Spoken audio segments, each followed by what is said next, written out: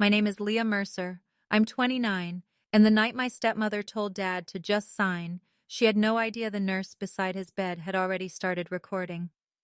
Dad was lying under a thin blue blanket in room 614, his glasses folded on the windowsill where he could not reach them. His right hand shook around a black pen. Vanessa held the last page of a document flat against the meal tray while her son stood near the door, watching the hallway. I was outside the room, so was the nurse. By sunrise, Vanessa believed she controlled my father's medical decisions, his house, his accounts, and the trust my grandmother had spent 42 years protecting. By the end of that week, the document was worthless. Her access to Dad was restricted. Her lawyer stopped returning her calls. Her son learned that promising yourself someone else's property does not make it yours. And my father finally had to answer a question he had avoided for most of my life. Why had keeping Vanessa comfortable always mattered more than keeping me safe? The answer did not repair us. Some answers arrived too late to do that, but the truth still mattered. The recording mattered. The nurse who pressed one small button on her hospital phone mattered more than every relative who had spent years telling me I was imagining things. But I need to back up. Because Vanessa did not begin with a pen in a hospital room. She began with a chair at a dinner table. Quiet people are often mistaken for people who will accept anything. They are not the same. Sometimes silence is fear, sometimes it is patience, and sometimes it is a person collecting enough facts to speak only once. If you have ever been called difficult because you noticed what everyone else wanted ignored, tell me where you are watching from. And if stories about quiet truth finding its way into the room means something to you, stay with me and subscribe. This started 11 years before the hospital, in a dining room that smelled like lemon polish and overcooked green beans. I was 18 then. Dad had been married to Vanessa for 7 months, which was long enough for her perfume to settle into every curtain in our house, and long enough for my mother's things to begin disappearing. Not all at once. Vanessa was smarter than that. She removed them in small amounts. The blue ceramic bowl my mother had kept by the front door vanished first. Then the framed picture from my 5th birthday. Then the cream blanket from the back of the couch. Each time I asked, Vanessa tilted her head as though she had to search her memory. That old thing? That was what she called everything that had once belonged to my mother. That old thing. The bowl had cost $9 at a street market. The picture frame had a crack in one corner. The blanket had a faded coffee stain near the edge. None of it was valuable. That was the point. Vanessa never removed anything worth fighting over. She removed the things that carried memory, then made me sound foolish for caring. Dad watched it happen from the safe side of his newspaper. My mother, Rachel, had died when I was 14. An ordinary Tuesday, a wet road, a delivery truck, a call from a police officer whose voice became lower when he asked whether an adult was home. For 4 years after that, Dad and I had lived in a kind of careful peace. We were not close in the warm way people imagine a widowed father and daughter should be. Dad was not cruel. He was absent while standing 3 feet away. He paid every bill on time. He attended parent meetings if I wrote the date on the refrigerator. He left $20 notes beside the toaster when I needed lunch money. But grief made him smaller. Mine made me watchful. By 18, I knew how to make dinner from 3 cans and half an onion. I knew which sound the furnace made before it stopped working. I knew Dad's insurance number, the name of his blood pressure medication, and which drawer held the warranty for the washing machine. Then Vanessa arrived and treated that knowledge as a character flaw. "You act more like his wife than his daughter," she told me once. She smiled while she said it. Vanessa almost always smiled when she wanted a sentence to hurt. Her son, Grant, was 21 and already had the easy confidence of someone who had never been asked to clean up his own mistakes. He wore white shoes in winter and left wet towels on the bathroom floor. He called Dad Dan after knowing him for 3 weeks. Dad laughed the first time. I did not. That dinner in November was the first time Vanessa moved my chair. It had always been on Dad's left. My mother had sat on his right. After she died, nobody took her place. We left that chair empty for almost a year. Then Dad began stacking mail on it. When Vanessa moved in, she sat there. I did not object. But one evening I came downstairs and found Grant in my chair. A new chair had been placed at the far end of the table beside the swinging kitchen door. It was not a dramatic thing. That was Vanessa's gift. She could make rejection look like furniture. I stood with my hand on the back of the chair Grant had taken. He looked up from his phone. "Oh," he said. "Mom said this made more sense." Vanessa carried a dish of green beans from the kitchen. "There you are," she said. "I set you a place." At the end. "It is still the same table, Leah." Dad folded his napkin and placed it across his lap. "Let's not turn dinner into a problem." I counted 3 seconds before I answered. 1, 2, 3. I didn't know we were changing seats. Vanessa lowered the serving spoon. "I thought you would be happy to make Grant feel included." Grant had lived in our house for 5 months. I had lived there since birth. Dad exhaled. It was the sound he made before choosing the easier side. "You always make things harder, Leah." There it was. The sentence that followed me for 11 years. You always make things harder. I sat at the end of the table. Each time the kitchen door swung open, it brushed the back of my chair. Nobody apologized. That was how Vanessa built the family she wanted. Not through one large act, but through hundreds of adjustments that could be defended one at a time. A chair, a photograph, a holiday plan I heard about after it had been booked. A family group message that somehow did not include my number. She rearranged the room until I was standing outside it, then asked why I was being distant. I left for college the following August. Dad offered to drive me, but Vanessa had scheduled a brunch for the same morning. Her sister was visiting from Lake Briar, and apparently reservations at Belmere Garden House were difficult to get. "It is only a 2-hour drive," Dad said, while we stood in the garage. He had already placed one of my boxes in the back of my used Honda. "I know. You're good on highways." "I know. We can come next weekend and see the dorm." I looked past him at Vanessa's silver car. Grant was leaning against it, drinking coffee. "You have brunch." Dad rubbed the back of his neck. "We made the reservation months ago." I had received my move-in date 6 months earlier. I counted the boxes in my car. 7, 2 in the trunk, 5 in the back seat. "Next weekend is fine," I said. They did not come the next weekend. Vanessa had a migraine. They did not come the weekend after that because Grant needed help moving into an apartment 12 minutes from their house. Dad sent me $100 and a message that said, "Proud of you." I stared at that message for a long time. Then I paid for 2 textbooks and learned not to expect footsteps in the hallway. I studied records management at North Valley State, a small college outside Cedar Glen. Most people had never heard of the degree. Vanessa called it filing school. She said it at Christmas, dinner during my 2nd year. Grant had left community college by then and was helping a friend start a luxury car detailing business. The business consisted of an Instagram account, a rented garage, and 3 bottles of ceramic coating that cost more than my monthly grocery budget. Vanessa described him as an entrepreneur. When Dad asked about my classes, I told him I had started working part-time in the university archives. "Leah spends her evenings in a basement with boxes," Vanessa said. I set down my fork. "The archives are on the 3rd floor," she laughed. "You know what I mean." I did. She meant small. She meant unimpressive. She meant I had chosen a life she could dismiss. I worked 20 hours a week cataloging old land deeds, court letters, property maps, and family records. I learned how paper aged.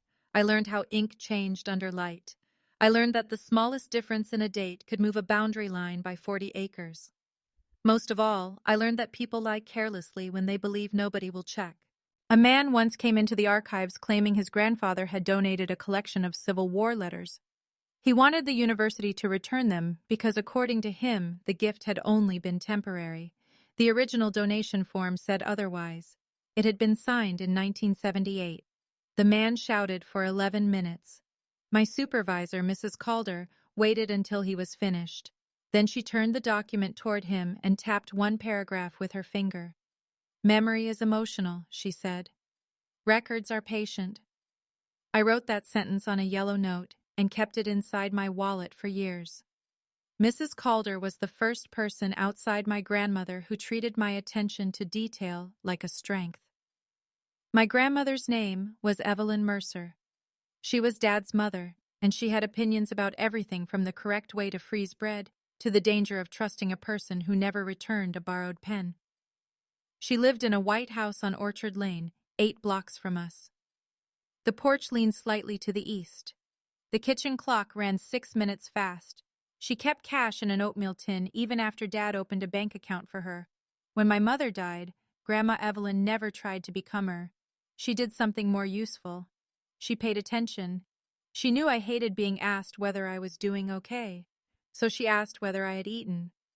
She knew I could not sleep after thunderstorms because the accident had happened in heavy rain, so she called me when the forecast turned dark and talked about ordinary things until the storm passed. She never said Dad was failing me. She did not need to. Once, when I was 16, I asked why he could talk to clients for hours, but could not talk to me for 5 minutes. Grandma Evelyn cut an apple into thin slices. "Your father is brave when the problem has a number attached to it," she said. "Emotions do not send invoices." Ed owned Mercer Heating and Supply, a business Grandpa had started in 1973 with 1 truck and a borrowed set of tools. By the time I was born, it had 26 employees, a warehouse on Hollis Street, and contracts with half the schools in Belmere County. Dad understood boilers, payroll, inventory, and commercial bids. He did not understand people who cried quietly. Vanessa understood that weakness almost at once.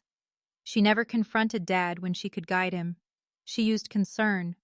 She worried that I was too dependent on him. She worried that Grandma Evelyn was filling my head with resentment. She worried that Dad was not protecting his future. She worried about many things, always in ways that gave her more control. When I was 22, Grandma Evelyn invited me to her house on a Thursday afternoon in March. The date was March 14th. I remember because the next day was the deadline for a grant application at work, and I kept checking the clock. Her house smelled like cinnamon tea and the lavender hand cream she had used since I was a child. A brown envelope sat on the table. Not large, not dramatic. Just a plain envelope with my full name written across the front in her narrow handwriting. Leah Rachel Mercer. She had used my mother's name in the middle. "What is that?" I asked. "Something I am not giving you today." "Then why is my name on it?" "So I know whose it is." Grandma Evelyn pushed a plate of butter cookies toward me. I took one. She waited until I had eaten half of it before she spoke again. "That company did not begin with your father. I know. It began with your grandfather's hands and my bookkeeping. People remember the truck. They forget who made sure the fuel bill got paid." I smiled. "I don't forget." "No," she said. "You do not." She touched the envelope with 2 fingers. "Your grandfather and I placed the building, the older investment account, and our shares of the company into a trust years ago." I stopped chewing. Dad had never mentioned a trust. Grandma watched my face. "Daniel knows." "Vanessa?" "Vanessa knows there are arrangements. She does not know every detail." I placed the rest of the cookie on my napkin. "Why are you telling me?" "Because people reveal themselves when they think paperwork is boring." That sounded like her.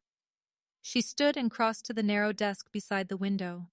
From the top drawer, she removed a thick folder secured with a faded green ribbon. "I am not asking you to do anything," she said.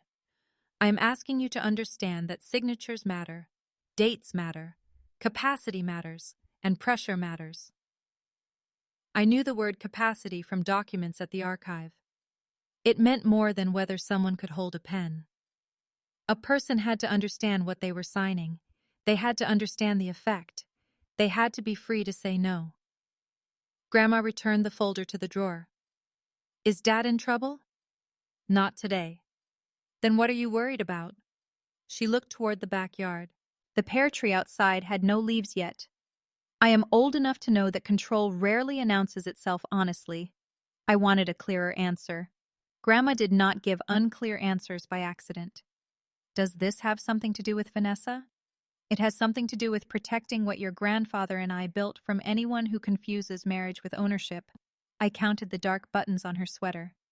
5. Why not tell Dad that? I have. What did he say?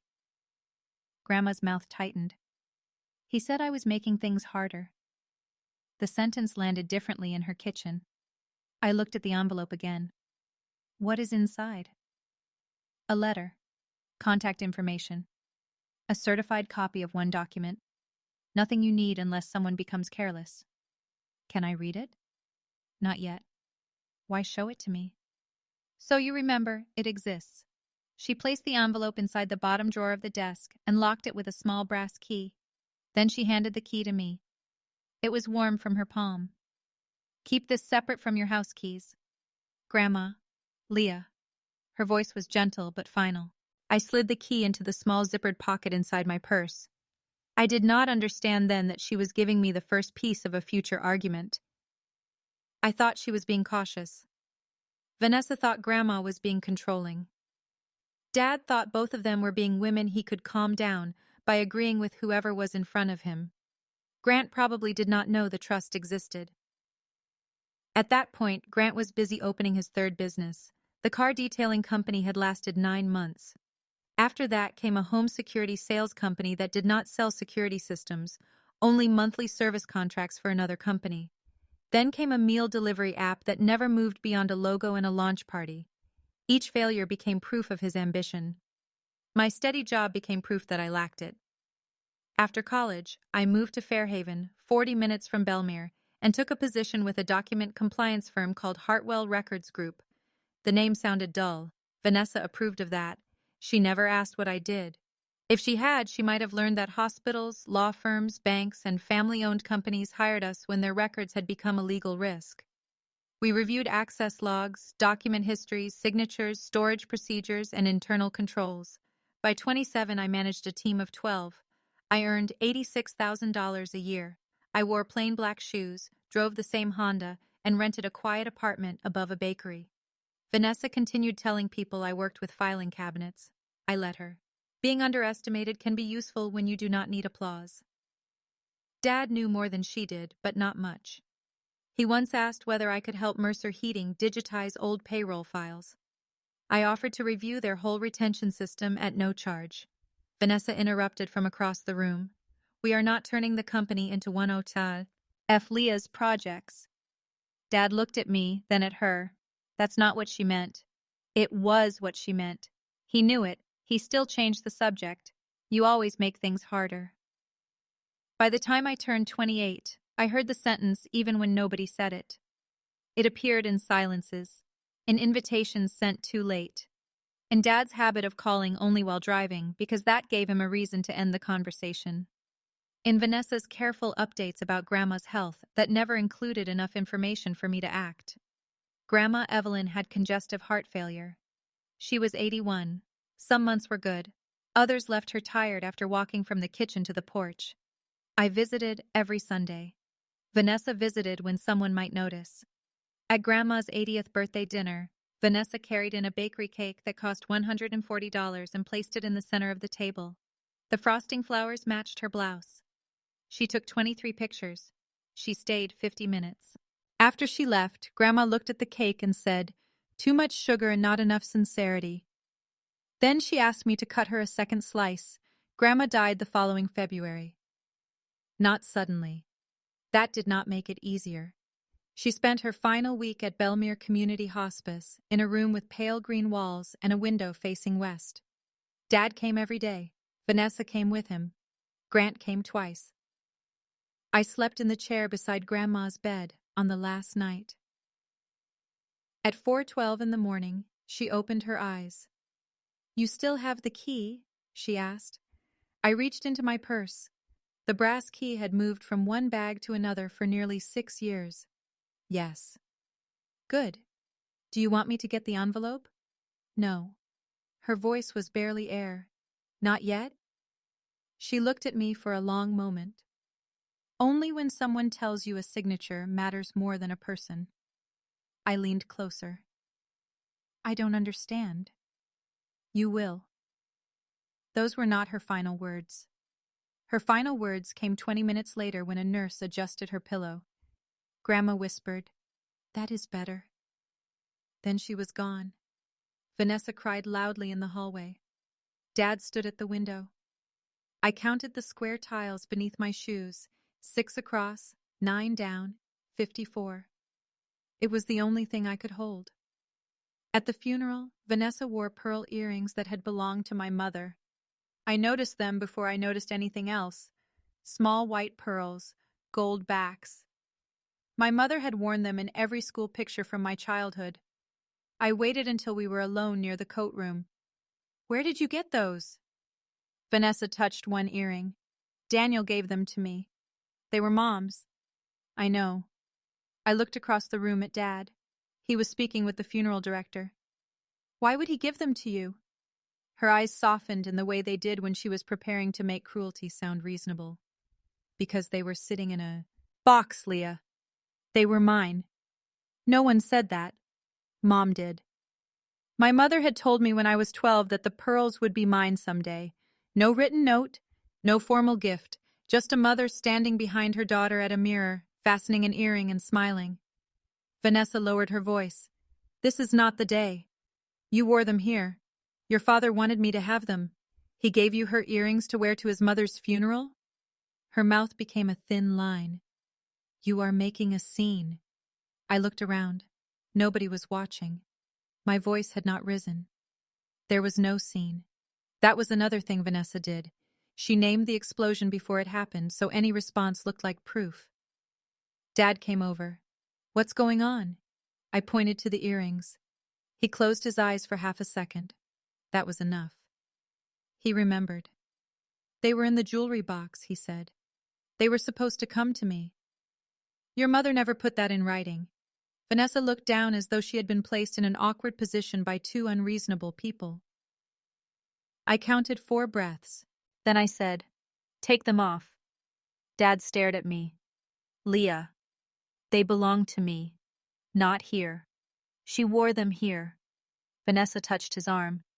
"It's fine, Daniel. I'll remove them if that will keep the peace." Keep the peace. As though peace were something I had damaged by noticing theft. She took them off slowly and placed them in my hand. Her skin was warm. The pearls were colder. Dad waited until she walked away. Then he said it. "You always make things harder." I closed my fingers around my mother's earrings. "No," I said. "I make it harder to pretend." It was the first time I had answered him that way. He looked older in that hallway. Not weak, not confused.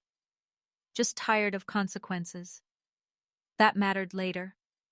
People would try to excuse everything Dad did because he became sick. But the hospital did not create his habits. Illness only removed his ability to hide behind them. After the funeral, Grandma's personal belongings were divided without much conflict. Her furniture went to a local charity. Dad kept the kitchen clock. I asked for the recipe box, the green sweater with 5 buttons, and the small brass lamp from her desk. Vanessa supervised. I did not open the bottom drawer. Not then. Grandma had said to wait. So I waited. If the thought of that locked drawer is making you uneasy, hold on to that feeling. Comment the word envelope, because that plain brown envelope became the one thing Vanessa could not talk her way around. Stay with me. What happened next began with a phone call that lasted less than 2 minutes. Dad called me on a Monday morning in October. October 7th. I was standing in the break room at work, stirring powdered creamer into coffee that tasted faintly like cardboard. His name appeared on my phone at 9:18. He almost never called during business hours. I answered on the first ring. "Dad?" For 3 seconds, I heard only breathing. Then he said, I'm at St. Anne's. The spoon slipped from my hand and hit the counter. What happened? I got dizzy at the warehouse. Are you in the emergency department? I think so. You think so? A woman's voice spoke in the background. Vanessa. Daniel, give me the phone. Dad said. Vanessa's here. Then the line changed hands. He had a small episode, she said. What does that mean? They are running tests. Was it a stroke? The doctor has not said that. What symptoms did he have? Leah, we just got here. What time? A pause. About an hour ago. I looked at the clock above the sink. 20. You waited an hour to call me? I was handling the situation. Which St. Anne's? The main campus. I'm leaving now. That is not necessary. I wasn't asking. Her breath changed. Not enough for anyone else to notice. I had years of practice. Daniel needs calm, she said. Then don't argue with me when I get there. I ended the call. My supervisor approved the emergency leave before I finished explaining. I drove from Fairhaven to Belmere in 37 minutes.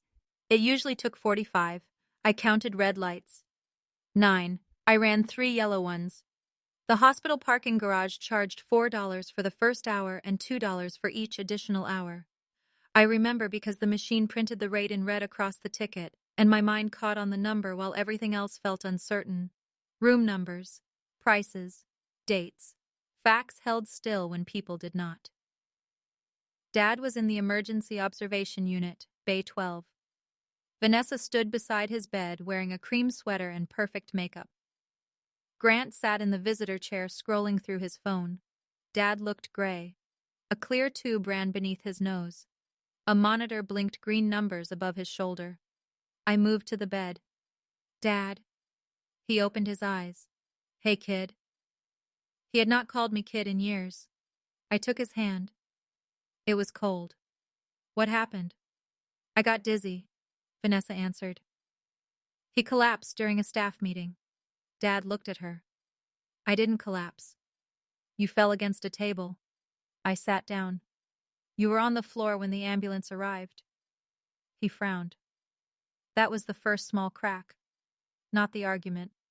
The confusion. What did the doctor say? I asked. They are waiting on imaging, Vanessa said. I looked at Dad. Do you know what imaging? He blinked. My head. CT scan? I guess. Grant looked up from his phone. Mom has it handled. I ignored him. A nurse entered carrying a scanner and a small paper cup. Her badge read Elena Ruiz, RN. She was about 40, with dark hair pulled into a low knot and tired eyes that missed very little. Mr. Mercer, I have 2 tablets for you, she said. Dad looked at the cup. What are they? One is aspirin, the other is for your blood pressure. Vanessa reached for the cup. He can take them. Elena did not hand it to her. She kept with her eyes on Dad. Mr. Mercer, can you tell me your full name? Dad answered. Do you know where you are? St. Anne's. Do you know what month it is? He looked toward the window. September. It was October. Vanessa laughed softly. He never knows the month. Elena did not laugh. She asked Dad whether he knew why he had come to the hospital. He said he had felt dizzy at work. That was true. Then he asked whether my grandmother knew he was there. Nobody spoke. Grandma had been dead for 8 months. Dad looked at me. Did you call her? My chest tightened. Grandma Evelyn? Yes. Vanessa stepped closer. He is tired. Elena wrote something on the tablet in her hand. Dad looked from one face to another. Then he closed his eyes. The doctor later explained that Dad had suffered a transient ischemic attack, sometimes called a warning stroke. The initial scan showed no major damage, but his blood pressure was dangerously high, and his confusion had not fully cleared. They admitted him overnight. Then overnight became 3 days. His speech remained clear, but his memory moved in and out like a weak radio signal. He knew me almost every time. He knew Vanessa every time. He forgot which year it was. He asked twice whether Grant still played high school baseball. Grant had never played baseball. On the second day, a neurologist said Dad's confusion could improve, but his ability to make complex decisions needed to be evaluated carefully. I heard that sentence. Vanessa heard a problem to solve. She began controlling access almost immediately. She told staff Dad became tired after visits. She asked relatives to contact her before coming. She gave the hospital a printed list of approved visitors. My name was on it, but the first time I arrived after work, the evening receptionist told me Dad was resting and had requested no visitors. I called his room. Vanessa answered. He has had a difficult day. Did he ask me not to come? He needs rest. That isn't what I asked. Leah, everything does not need to become a confrontation. I stood under the lobby lights while a television above the reception desk showed a cooking program with the sound off. Put Dad on the phone. He is asleep. I'll sit quietly. No. The word came too quickly. I looked at the receptionist, who was pretending not to listen. Why not? Because I am his wife, and I am telling you what he needs. You're telling me what you want. She lowered her voice. You always do this. Do what? You turn concern into suspicion. Put Dad on the phone. The line went silent, then disconnected. I counted the rings when I called back. 1, 2, 3, 4. Voicemail. I drove home, but did not sleep. The next morning, I called the nurse's station before Vanessa arrived. Elena answered. I recognized her voice. I asked whether Dad had requested no visitors the previous evening. There was a pause. We generally follow the patient's stated wishes when the patient is able to express them, she said carefully. Did he express that wish? Another pause. Your father asked whether you were coming. I sat on the edge of my bed. What time? Around 7:30? I had been in the lobby at 7:12. Why wasn't I allowed up? I can't discuss another staff member's decision without reviewing the chart. That was a professional answer. It was also an answer. Is Vanessa there now? No. I'm coming. I reached Dad's room at 6:58 in the morning. He was awake, eating oatmeal from a plastic bowl. His glasses sat on his face. The curtains were open. The sky beyond the window was pale orange. He looked surprised to see me. Early for you. I'm always awake early. No, you used to sleep until noon. When I was 15. He smiled. For a moment he seemed completely himself. I sat beside the bed. Did you ask me not to visit last night? His spoon stopped. No. Vanessa said you needed rest. I did. That's different. He looked down at the oatmeal. She worries. She kept me downstairs. Dad stirred the oatmeal without eating. She is trying to manage things. Manage what? The company? The house? All of it. Grant can help at the warehouse. Dad made a sound that was almost a laugh. Grant can help himself. That surprised me. Dad had defended Grant for years. What happened? Nothing. Dad. He rubbed his forehead. I'm tired. I waited. He had taught me that tired was the word he used when the truth required a decision. On the tray beside his bed was a white business envelope. No return address. I looked at it. What's that? Dad followed my eyes. I don't know. I picked it up. Empty. The flap had been torn open. Was there something inside? He frowned. Maybe. Who brought it? I don't remember. The door opened. Vanessa entered carrying a leather tote and 2 coffees. She stopped when she saw me, only for half a second. Then the smile arrived. You're here early. So are you. I'm his wife. And I'm his daughter. Dad closed his eyes. Vanessa placed 1 coffee on the windowsill. You should have called. Why? So I could tell you he had a restless night. Elena said he slept 6 hours. Vanessa's expression did not change, but she set her tote down more carefully. You are discussing his care with the nurses now? Yes. She should be speaking to me. Dad can decide who she speaks to. He is confused. The room went still. Vanessa realized what she had said. Dad opened his eyes. I'm not confused. She moved to his bedside at once. Of course not. I mean, you've been tired. I held up the empty envelope. What was in this? Her gaze moved to it. Insurance forms. Which forms? Routine forms. Where are they? I took them. Why? To review them. Who brought them? She removed her coat. Leah, not every piece of paper is a mystery. Then answer the question. Dad pressed his fingers to his temple. Please. Vanessa looked at him with concern. See what this does to him? I watched her. She had changed the subject, placed blame, and claimed the role of protector in one sentence. Efficient. I put the envelope back on the tray. I'll ask the hospital what forms they sent. They did not come from the hospital. The words left her before she could stop them. Dad looked at her. I looked at her. Vanessa picked up her coffee. My attorney dropped them off. Why is your attorney bringing documents to Dad's hospital room?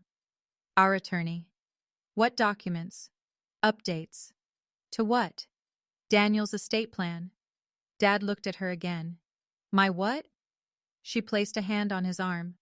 We discussed this. When? Before you came in. He stared at her. I saw fear move across his face, not because he understood, because he did not. Vanessa turned to me. This is exactly why I did not want you upsetting him. I didn't bring the documents. They are precautionary. Then why take them away? Because they are private. Private from his daughter? Private from anyone who is not included. The sentence hung there. Anyone who is not included. Dad shifted against the pillow. Leah is included. Vanessa looked down at him. Of course she is. He turned toward me. Right? I had no idea what he meant. His will? The company? His medical decisions? The room smelled like coffee, oatmeal, and the sharp lemon cleaner the hospital used on the floors. I said, Dad, what did she ask you to sign? Vanessa's voice hardened. Nothing. Dad rubbed his thumb against the edge of the blanket. Something about making it easier. What did it say? I didn't read it. Vanessa placed her cup down. He did not sign anything. Then where is it? With the attorney. What attorney? She stared at me. Martin Vale. I knew the name, not personally. Hartwell Records Group had reviewed a case 2 years earlier involving a trust dispute in another county. Martin Vale's office had represented the side that produced 3 different versions of the same unsigned amendment. The case settled before trial. That did not mean he had done anything wrong. It did mean I remembered the name. My pulse slowed. That happened when I became afraid. Other people's hearts raced. Mine seemed to move farther away. I asked, how long has Martin Vale represented Dad? He represents us. How long? That is not your concern. Dad looked between us. Vanessa. She touched his shoulder. You need to eat. He pushed the tray away. I want Leah to know. Vanessa's face changed. Not much. The corners of her mouth remained soft. Her posture remained calm, but something cold entered her eyes. There is nothing to know, she said. Dad looked at me. We were going to change some things. What things? The house, the company. In case He stopped. In case you what? Vanessa answered. In case he needs long-term care. Changing his estate plan pays for long-term care? It gives me the authority to make decisions.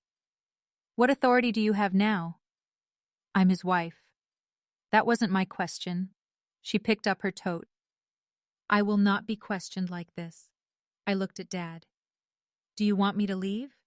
He said, no. Vanessa froze. 1 second, 2, 3. Then she smiled. I'm getting breakfast. She walked out with the tote pressed beneath her arm. The empty envelope remained on the tray. I waited until the door closed. Then I moved my chair closer to Dad. Listen to me. Do not sign anything you do not understand. His eyes filled with shame. I'm not stupid. I didn't say you were. She says the bills need to be paid. Which bills? The company.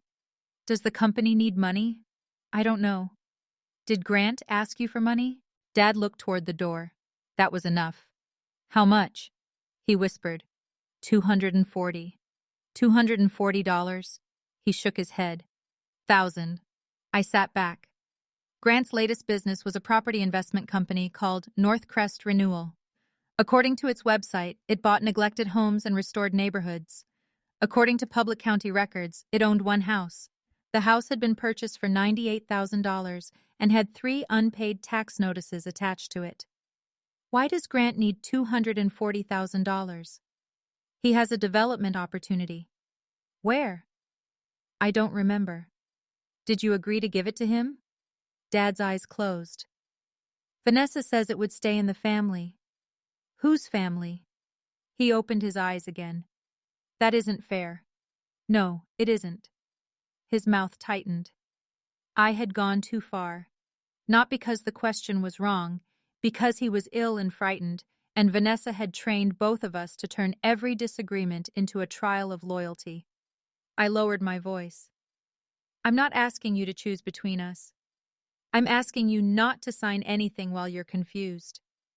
I'm not confused. What month is it? He stared at me. I hated myself for asking. His face collapsed before he answered. I know who you are. I know. I know my own business. I know. I'm still your father. I took his hand. I know. His fingers tightened around mine. Then he said something I would remember later, after the recording, after the hearing, after everyone began claiming they had misunderstood. She gets angry when I slow things down. I did not ask who he meant. We both knew. The neurologist came in at 8:20. Vanessa had not returned. He asked Dad several questions and performed a short cognitive test. Dad could name common objects. He could repeat 3 words. 5 minutes later, he remembered only one. The doctor explained that Dad should not make major legal or financial decisions until a full capacity assessment had been completed. I asked whether that recommendation would be placed in his chart. The doctor looked at me. Yes. I asked whether it would include the date and time.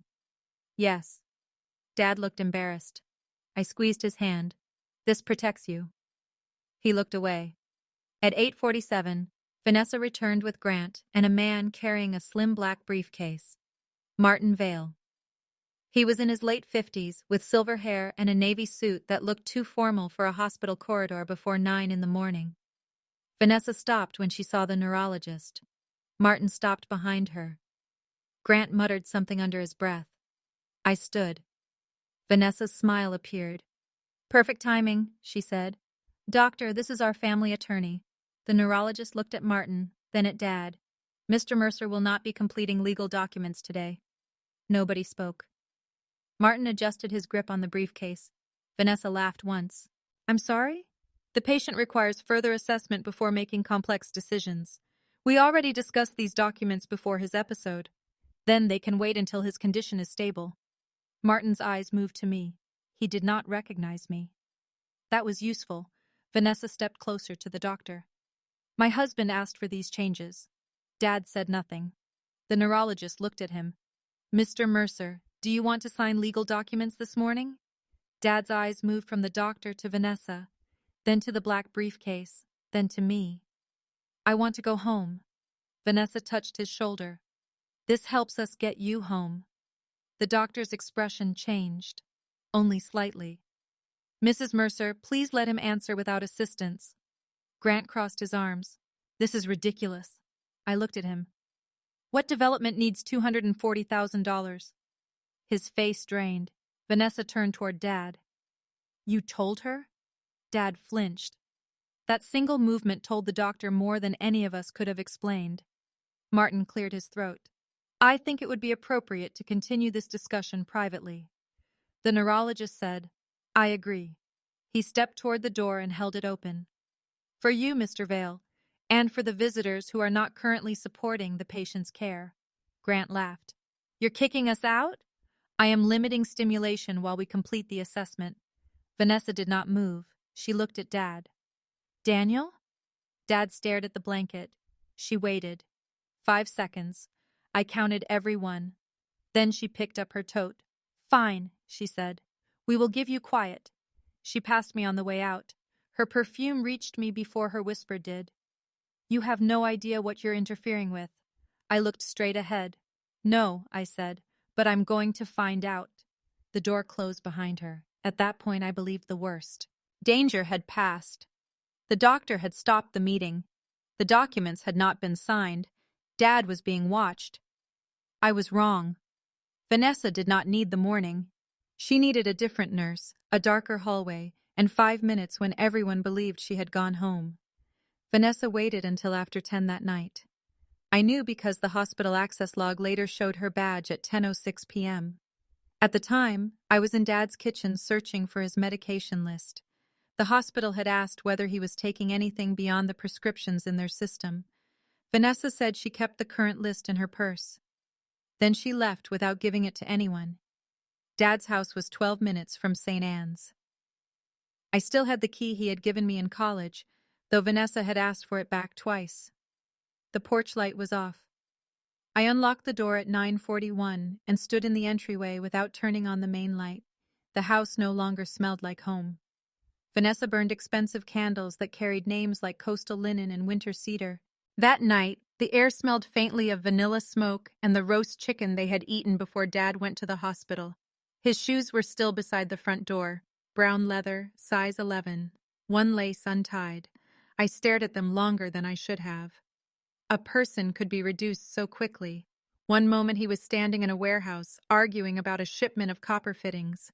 The next, his shoes were waiting in the dark while strangers decided whether he understood his own name. I went to the kitchen. Vanessa kept everything in pale, woven baskets with printed labels.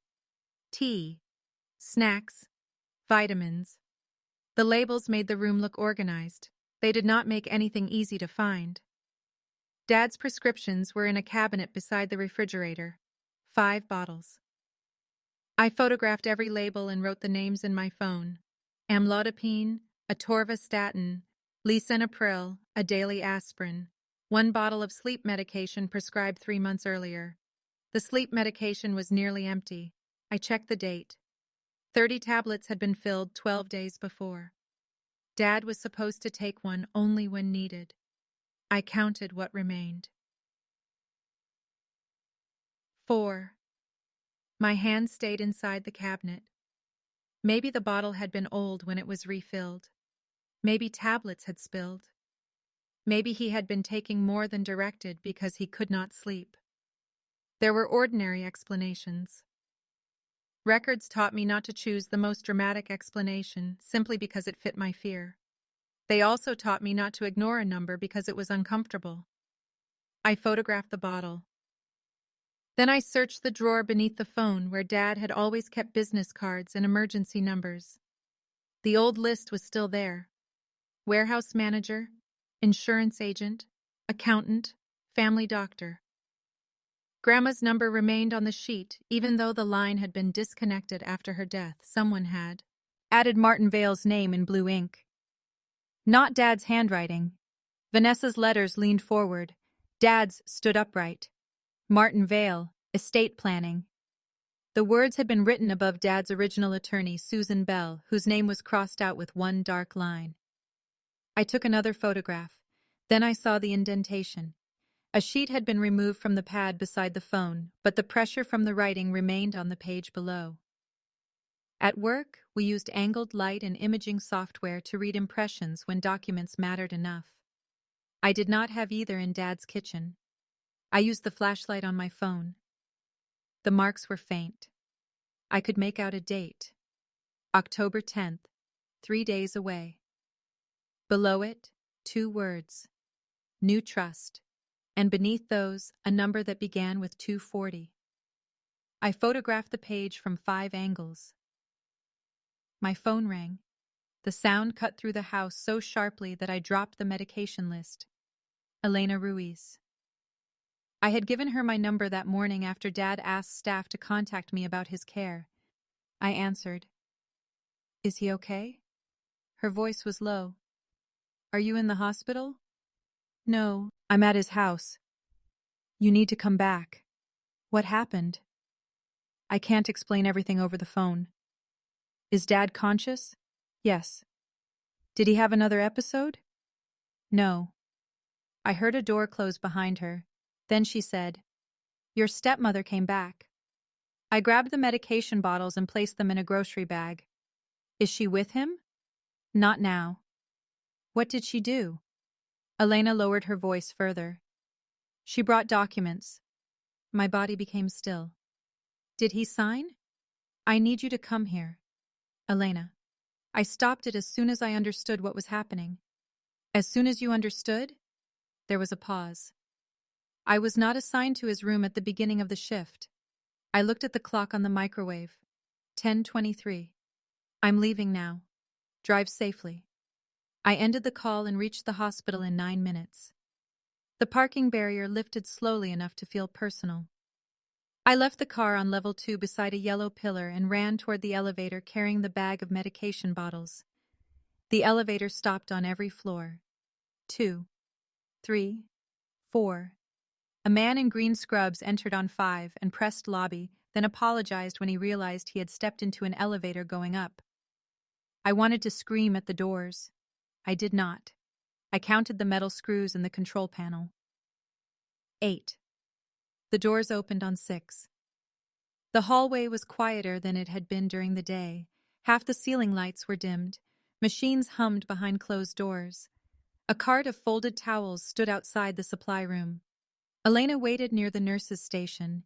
She had changed from blue scrubs into gray ones, or maybe I remembered the color wrong. Her face looked tighter. What happened? She looked at the grocery bag. Are those his medications? Yes. Give them to me. Pharmacy needs to confirm them. I handed her the bag. Elena. She glanced toward Dad's room. He is sleeping. Did Vanessa give him something? No, not that I saw. Did he sign? I don't think the signature was completed. You don't think? The document was removed before I could examine the last page. Who removed it? Mr. Vale. He came back? With your stepmother and her son. I pressed my fingers against my forehead.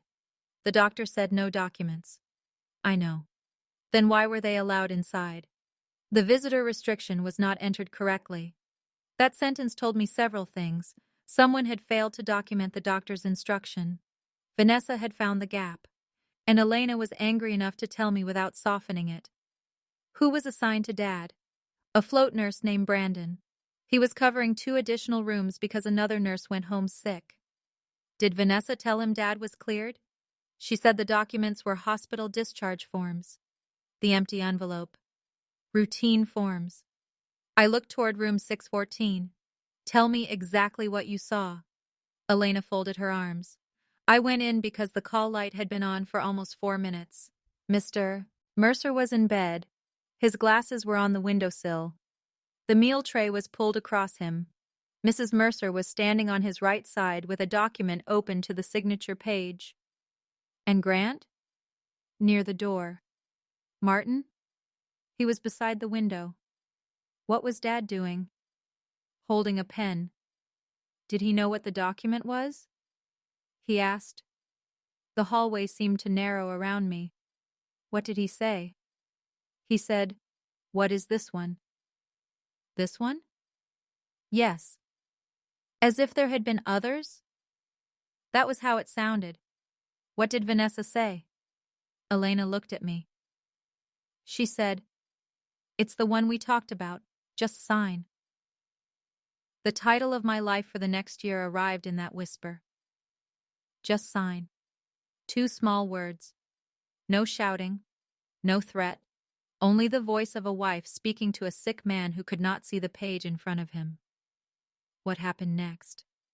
Your father said he wanted his glasses. Where were they? On the windowsill behind Mr. Vale. Did anyone give them to him? No. I closed my eyes. Keep going.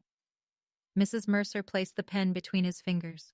She told him the paper would let her pay the bills and bring him home. That's what she said? Yes. Exact words? As close as I can remember. But you recorded it. Elena's face changed. Not surprise. Caution. I recorded part of it. With your phone? Yes. Why? She looked down the corridor. When I entered, Mrs. Mercer told me it was a private legal matter and asked me to leave. Your father looked at me and said, "Don't go." I swallowed. Elena. I told them I needed to check his blood pressure. Mr. Vale objected. Mrs. Mercer said he had already been cleared to sign. He had not. I knew that. I had read the neurologist's note. So you started recording. I opened the hospital incident application on my work phone. It can capture audio and attach it to a patient safety report. That mattered. It was not a private recording made for gossip. It was part of an official hospital system, time-stamped, stored, harder to erase. What did it capture? Mrs. Mercer telling him to sign. Your father asking where you were. Mr. Vale saying the document only confirmed decisions previously made. Did Dad say he had made those decisions? He said, "I don't remember this page." My nails pressed into my palm. What did Grant say? Elena hesitated. What? He told his mother they were taking too long. The words came out of me quietly. Of course he did, Elena continued. I moved the tray away and told Mr. Mercer not to sign until the attending physician confirmed his capacity. What did Vanessa do? She said I was interfering with legal counsel. And Martin? He asked for my full name and supervisor. Did he threaten you? Not directly. Meaning yes. In the way professionals threaten other professionals. Titles, complaints, licenses, consequences spoken politely enough to deny later. Did Dad make any mark on the page? A short line, maybe the beginning of his first name. Was it witnessed? Mr. Vale had a notary stamp. My stomach turned. A notary was there? I didn't see a separate notary. Then whose stamp? His. Martin Vale was also a notary. Convenient. Where is the document now? They took it. You let them leave with it? I called security. By the time they arrived, Mr. Vale had placed everything in his briefcase. Did security search him? No. Why not? He said the documents belonged to his client. Which client? He did not answer.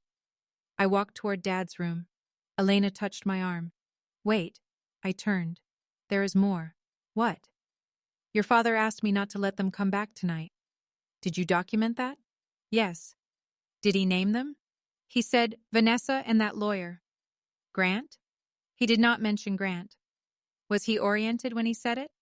He knew his name. He knew he was in the hospital. He knew you had visited that morning. He thought it was Tuesday. It was Wednesday. Not perfect. Still meaningful. Can I hear the recording? Not from me. It is now part of an internal report. I'm his daughter. That does not give me permission to release it. I wanted to argue. She was right. Rules only mattered if they applied when I was desperate too. What happens now? My supervisor has been informed. Risk management will review it in the morning. The attending physician added a temporary restriction stating that no legal or financial documents are to be presented to him. Temporary? Until capacity is evaluated. And Vanessa? Allowed to visit with staff awareness. Not alone tonight. That isn't enough. I agree. The simplicity of her answer stopped me. Hospital staff usually spoke in careful language. Elena did not defend the system. She did not PR. The restriction was stronger than it was. I need to see him. She nodded. He may wake up. Dad was lying on his left side when I entered. The tray had been moved away. His glasses rested on the bedside table now. The blue blanket covered him to his chest. A small bruise marked the back of his right hand where the pen had pressed. Or maybe I imagined the cause. I sat beside him. His eyes opened. Leah? Yes. He stared at me for a moment. You came back. Elena called. He looked toward the door. Is she gone? Vanessa? He nodded. Yes. His shoulders lowered. I had never seen my father relieved by his wife's absence. That frightened me more than the document. What did she bring? He closed his eyes again. Paper. What kind? She said we talked about it. Did you? Maybe. When? I don't know. Did you want to sign? I wanted to go home.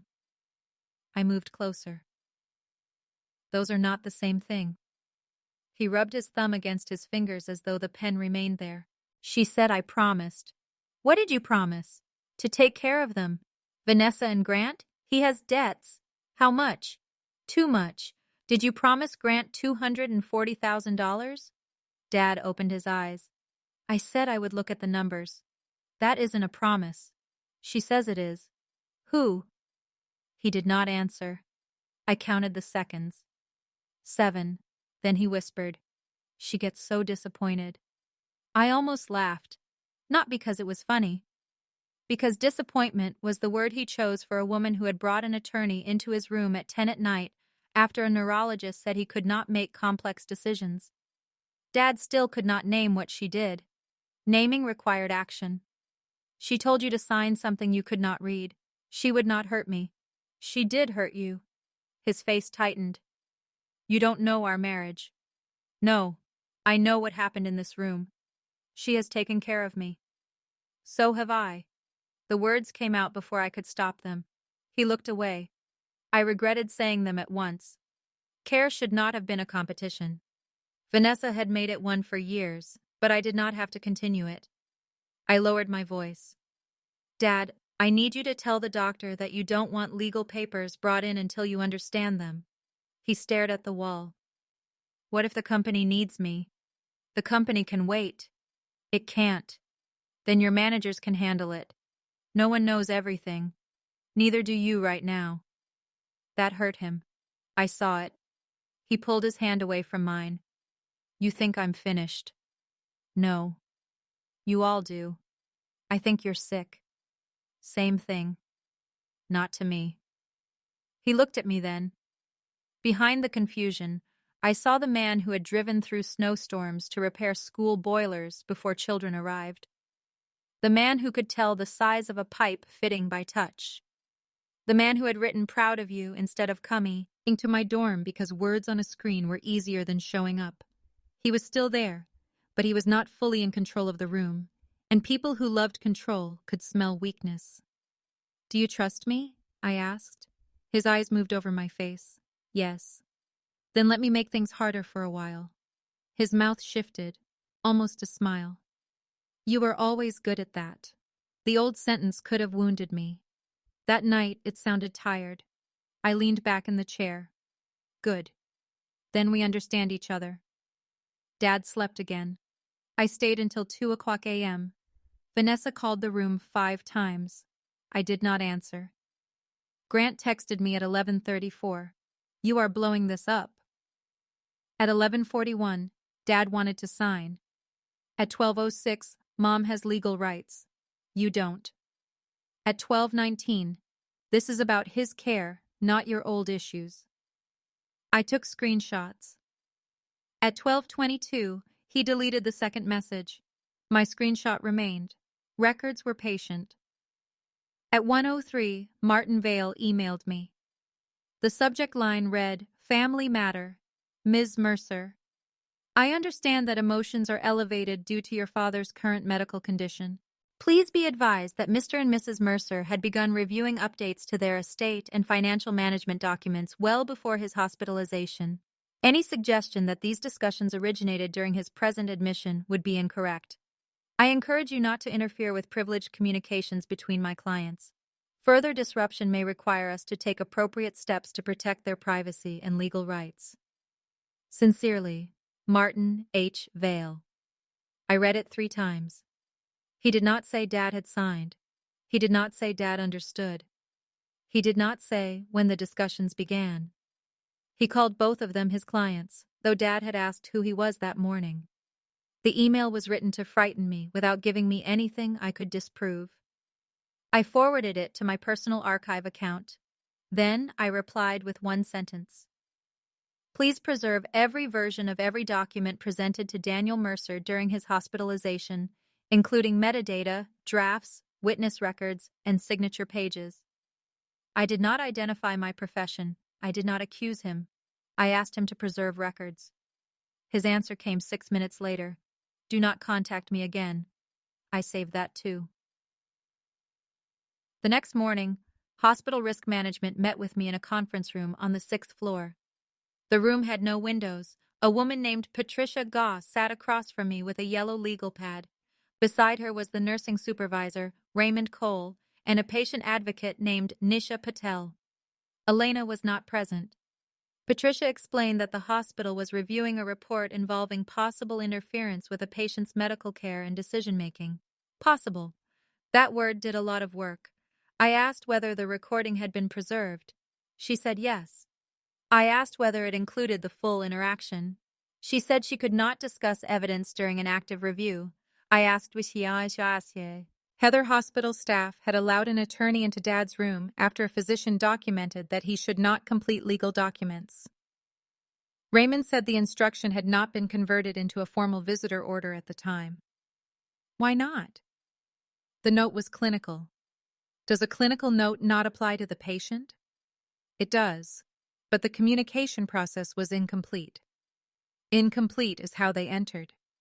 His expression tightened. Patricia stepped in. We are not here to assign blame before the facts are reviewed. Then what are we here to do? To protect your father going forward. Good. How?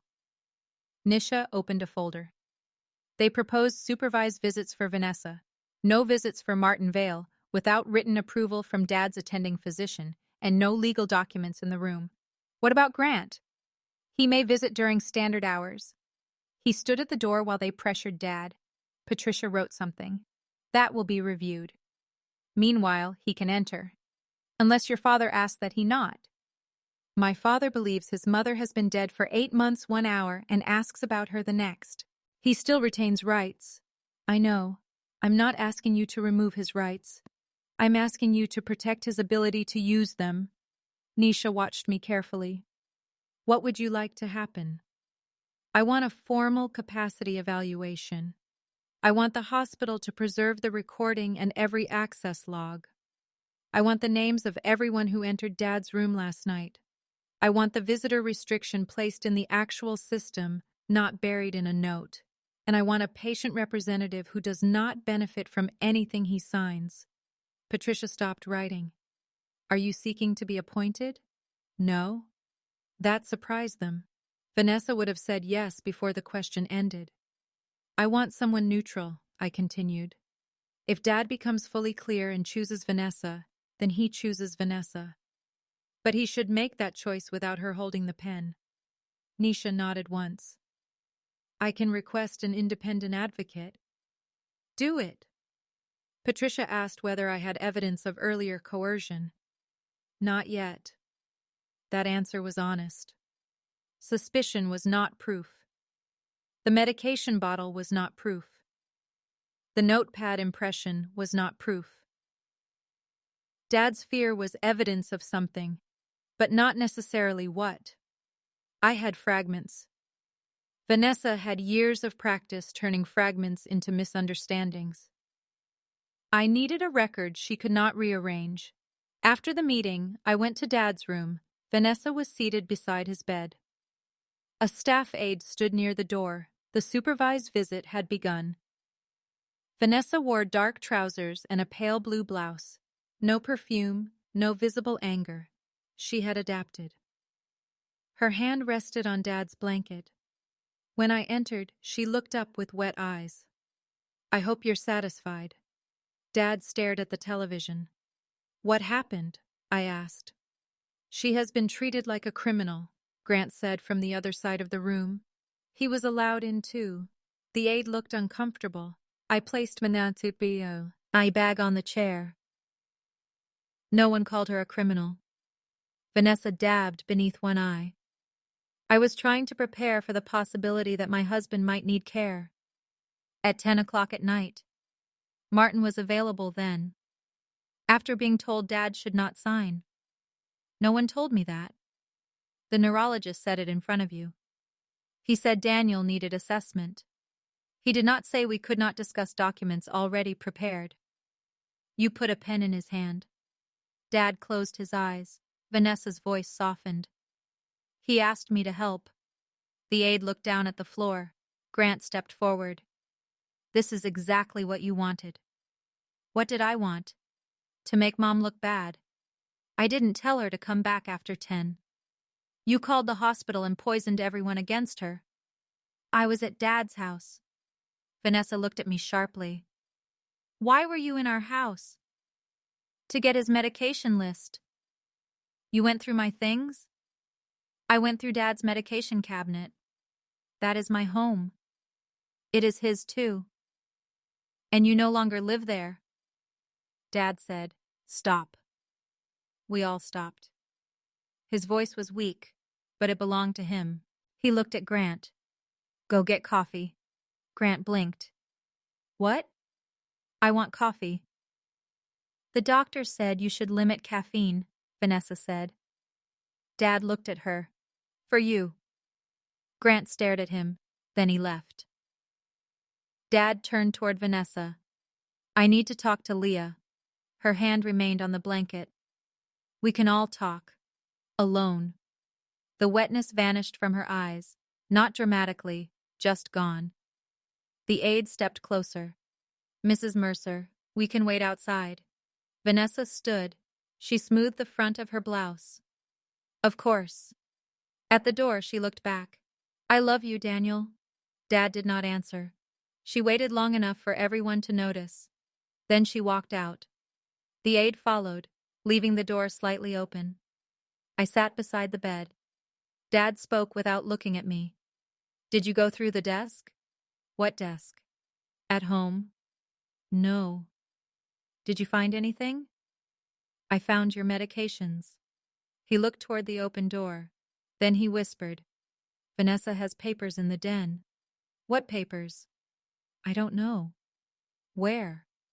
Locked drawer. Whose desk? Hers. Do you want me to look? His eyes met mine.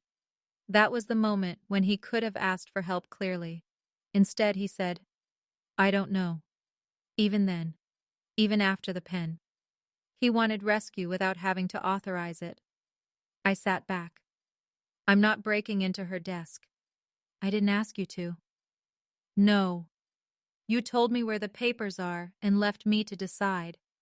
His face hardened. You think you know everything. I think you've spent years making other people perform the decisions you don't want to own. The sentence was cruel. It was also true. Dad turned toward the window. I waited for guilt to make me apologize. It did not. He said, Your grandmother didn't trust her. No. She didn't trust anyone. She trusted me. That landed. He looked back. What did she tell you? Why? I need to know. Oh. Do you remember the trust? His face became still. What trust? The fear in my chest changed shape. Grandpa and Grandma's trust, the company shares, the warehouse building. Dad blinked. I handled that. How? After she died. What did you do? I don't remember. Did Martinvale prepare changes? Maybe. Dad? She was gone. That doesn't answer me. He rubbed his forehead. Vanessa said the trust was old. It was supposed to be old. That was the point. She said it made things complicated. There it was again. Harder. Complicated. The words people used when a protection prevented them from taking the fastest route. Did you sign an amendment? I signed papers after the funeral. With Martin? Yes. Did Susan Bell review them? Dad frowned. Who? Your original attorney. I stopped using her. Why? She was difficult. I almost laughed again. Mrs. Bell had probably asked questions. What did the papers change? I don't know. Where are your copies? At home. In Vanessa's locked drawer? He did not answer. I stood. I need to call Susan Bell. Dad reached for my wrist. His grip was weak. Don't start a war. I looked down at his hand. This isn't a war. It feels like one. That's because Vanessa treats every question like an attack. She is my wife. And I'm your daughter. I know. Do you? He let go. I picked up my bag. At the door, Dad said, Leah. I turned. He looked smaller than he had the day before. Don't take the company from her. I stared at him. From her? She helped me. How much of Mercer Heating does she own? I don't know. Did you give her shares? I don't know. Did Grandma's trust allow that? He looked away. That was when the locked drawer stopped being the central question. The larger question was what Dad had already signed while healthy enough to make mistakes. I called Susan Bell from the hospital stairwell. Her office number still worked. A receptionist answered and said Ms. Bell had retired from full-time practice but remained available by appointment. I gave my name. The receptionist placed me on hold. 40 seconds later, an older woman came onto the line. Leah Mercer? Yes. This is Susan. Her voice was low and direct. Your grandmother described you accurately. I leaned against the concrete wall. What did she say? That you would not call until the building was already smoking. I closed my eyes. Do you know about Dad? I heard he was hospitalized. From whom? Martin Vale sent a notice yesterday. What notice? That Daniel was updating his legal arrangements and no prior counsel should communicate with him without permission. That's not normal, is it? No. Was Dad your client? For many years. Why did that end? Your father sent a letter terminating the relationship 8 months ago, after Grandma died. 11 days after. What did the letter say? That my approach no longer reflected his family's needs. Did it sound like him? No. Did you call? Yes. And? Vanessa answered. She said Daniel did not wish to speak with me. Did you try again? I sent a certified letter. What happened? It was returned unopened. The stairwell door opened above me. Footsteps moved down one flight, then stopped. I waited until they continued. Susan, Grandma told me about an envelope. Silence. Do you have the key? Yes. Have you opened it? No. Where are you? St. Anne's. Where is Daniel? Room 6114. Is Vanessa with him? Not at this moment. Susan's voice changed. Go to Evelyn's house. Now? Today. The house has been empty for 8 months. Who owns it? Dad, I think. No. I stopped breathing for a second. What do you mean? The house is owned by the trust. Then who has access? Daniel was a co-trustee. I was successor administrative trustee upon Evelyn's death. Was? Martin Vale filed a document claiming I resigned. Did you? No. The concrete stairwell seemed colder. When? 6 months ago. Why didn't you challenge it? I did. Quietly. The county recorder rejected the first filing because the signature did not match my notarized records. A second version was submitted with a different signature. Your signature? Something intended to resemble it. Was it accepted? Temporarily. What happened? I filed a formal objection. The matter has not been resolved. Does Dad know? I sent notice to every listed trustee. Which included Vanessa? Yes. Why didn't you contact me? You are not a serving trustee. What am I? Susan paused. That depends on whether Evelyn's final amendment remains intact. Do you have it? I have my office copy. Then why the envelope? Evelyn did not trust office copies to be enough if someone decided to replace the record. My grandmother knew. Years before the hospital. Years before the pen. She knew not exactly what Vanessa would do, but how she would do it. Not through a single theft. Through versions. Revisions. Documents arriving after someone was too tired to argue. Tell me what is in the envelope, I said. No. Susan. Open it first. Then call me from the house. Why? Because Evelyn included instructions that only make sense when read in order. What instructions? Go. The line ended. I stood in the stairwell listening to the silence after the call. Then I checked the time. 7:36 a.m. Dad's full capacity evaluation was scheduled for 3. Vanessa's supervised visit ended at noon. I could reach Orchard Lane in 15 minutes. The key was in my apartment 40 minutes away. For 6 years, I had kept it separate from my house keys. I had also kept it in the same zippered pocket of the same leather document case I carried to work. The case was in my car. I had forgotten that I moved the key there after Grandma's funeral because I was afraid Vanessa might search my purse. I walked quickly through the hospital. Vanessa stood near the elevators with Grant. She saw me approaching. "Where are you going?" "To handle something." "What?" "Something difficult." Grant scoffed. "You really think you're funny?" "No." Vanessa stepped into my path. "Daniel told me you went to the house. He told me you keep papers in a locked drawer." Her expression did not move. That alone told me the drawer mattered. He is medicated. He knew the drawer was locked. It contains private documents.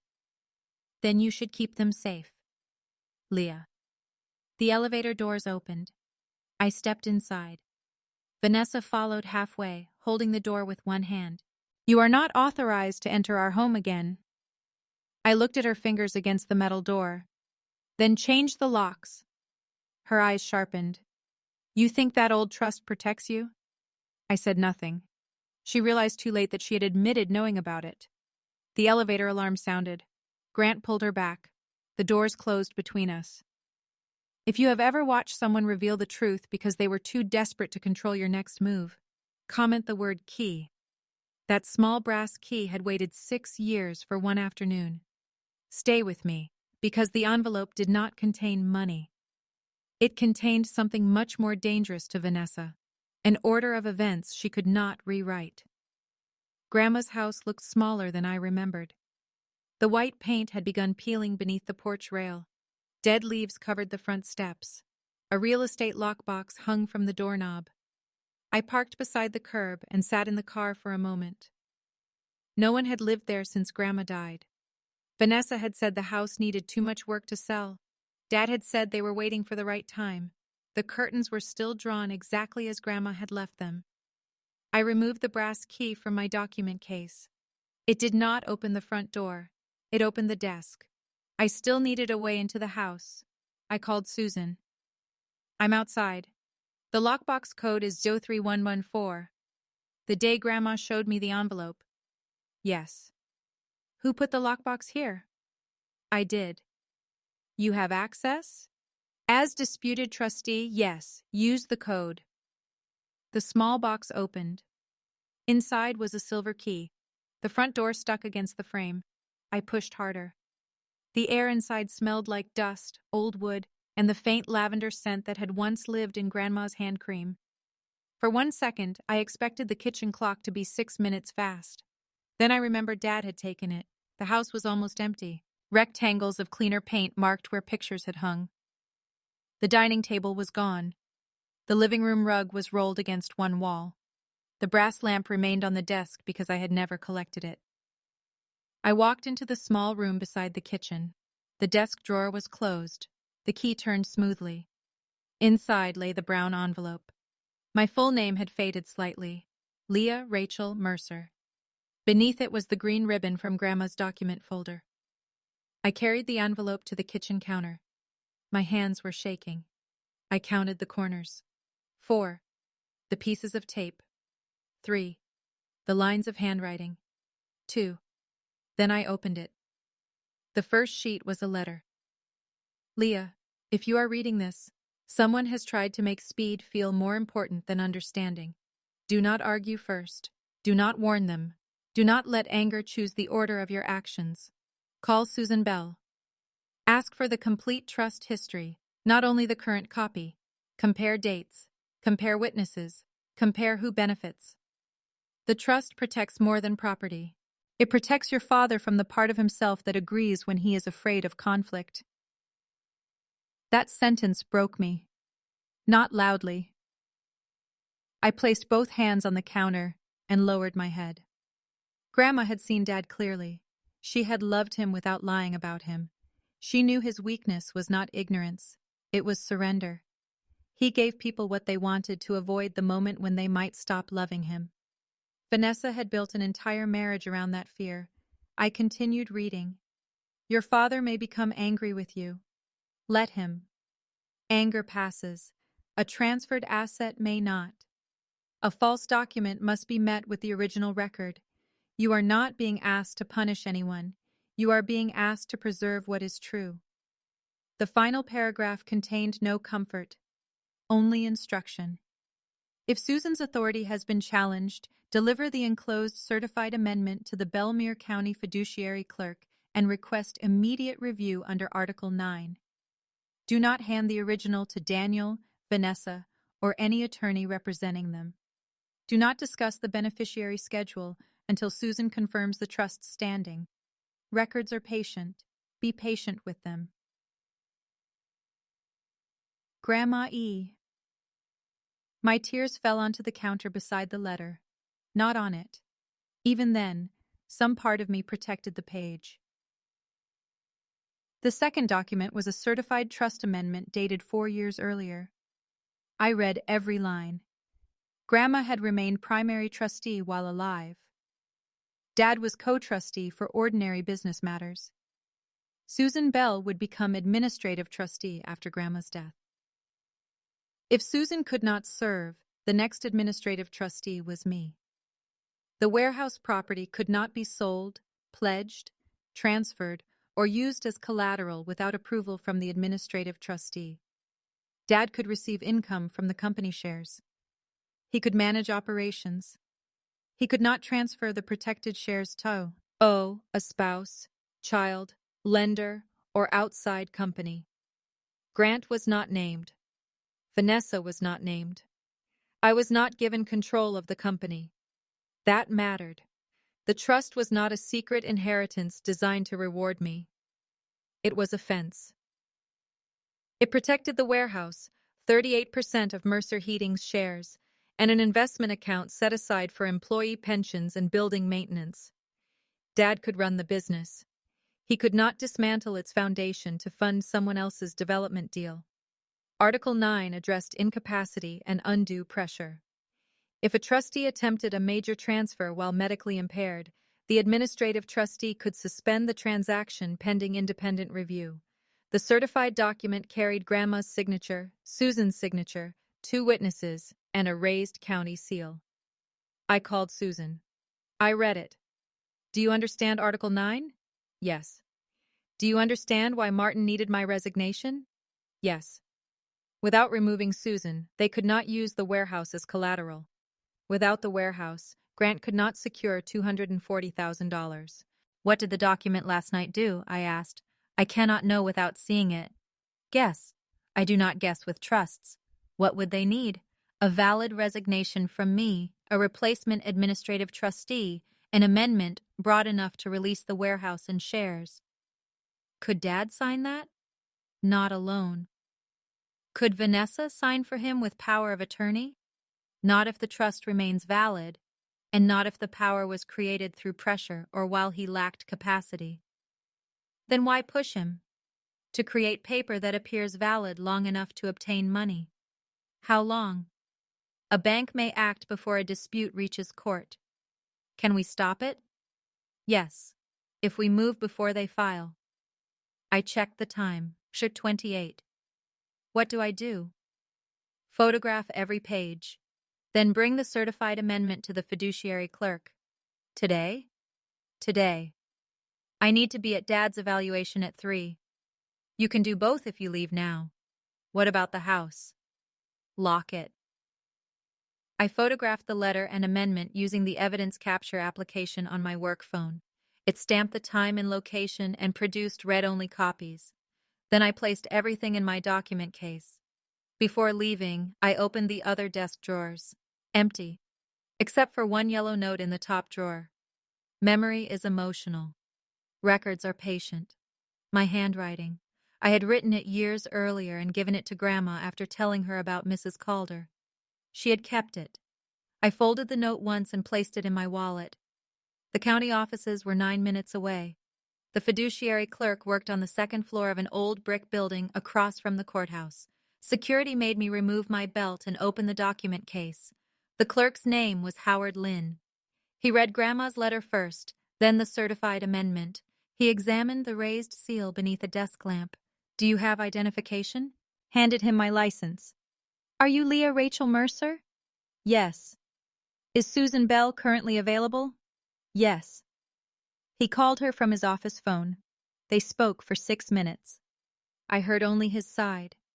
Original copy, disputed resignation, medical admission, potential transaction, immediate review. When he hung up, he made 3 copies of the amendment and stamped each one. "What happens now?" I asked. "We place a temporary administrative hold on filings involving the trust until the court reviews the trustee dispute." "How quickly?" "The hold is immediate once entered." "How long until it is entered?" He looked at the wall clock. "Give me 20 minutes.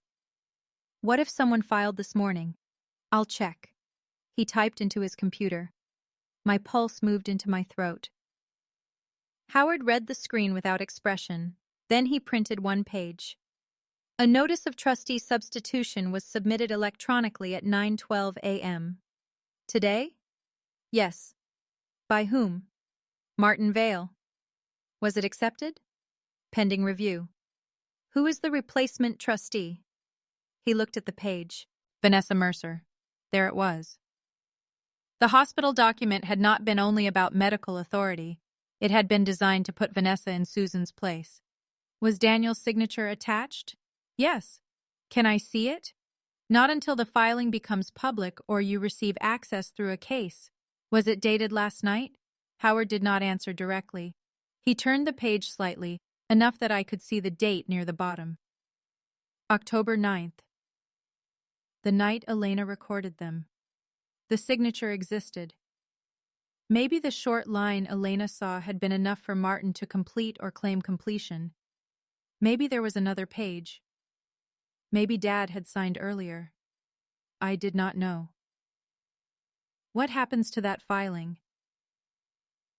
The hold prevents acceptance until the court determines which documents control. Can Martin withdraw it? Yes.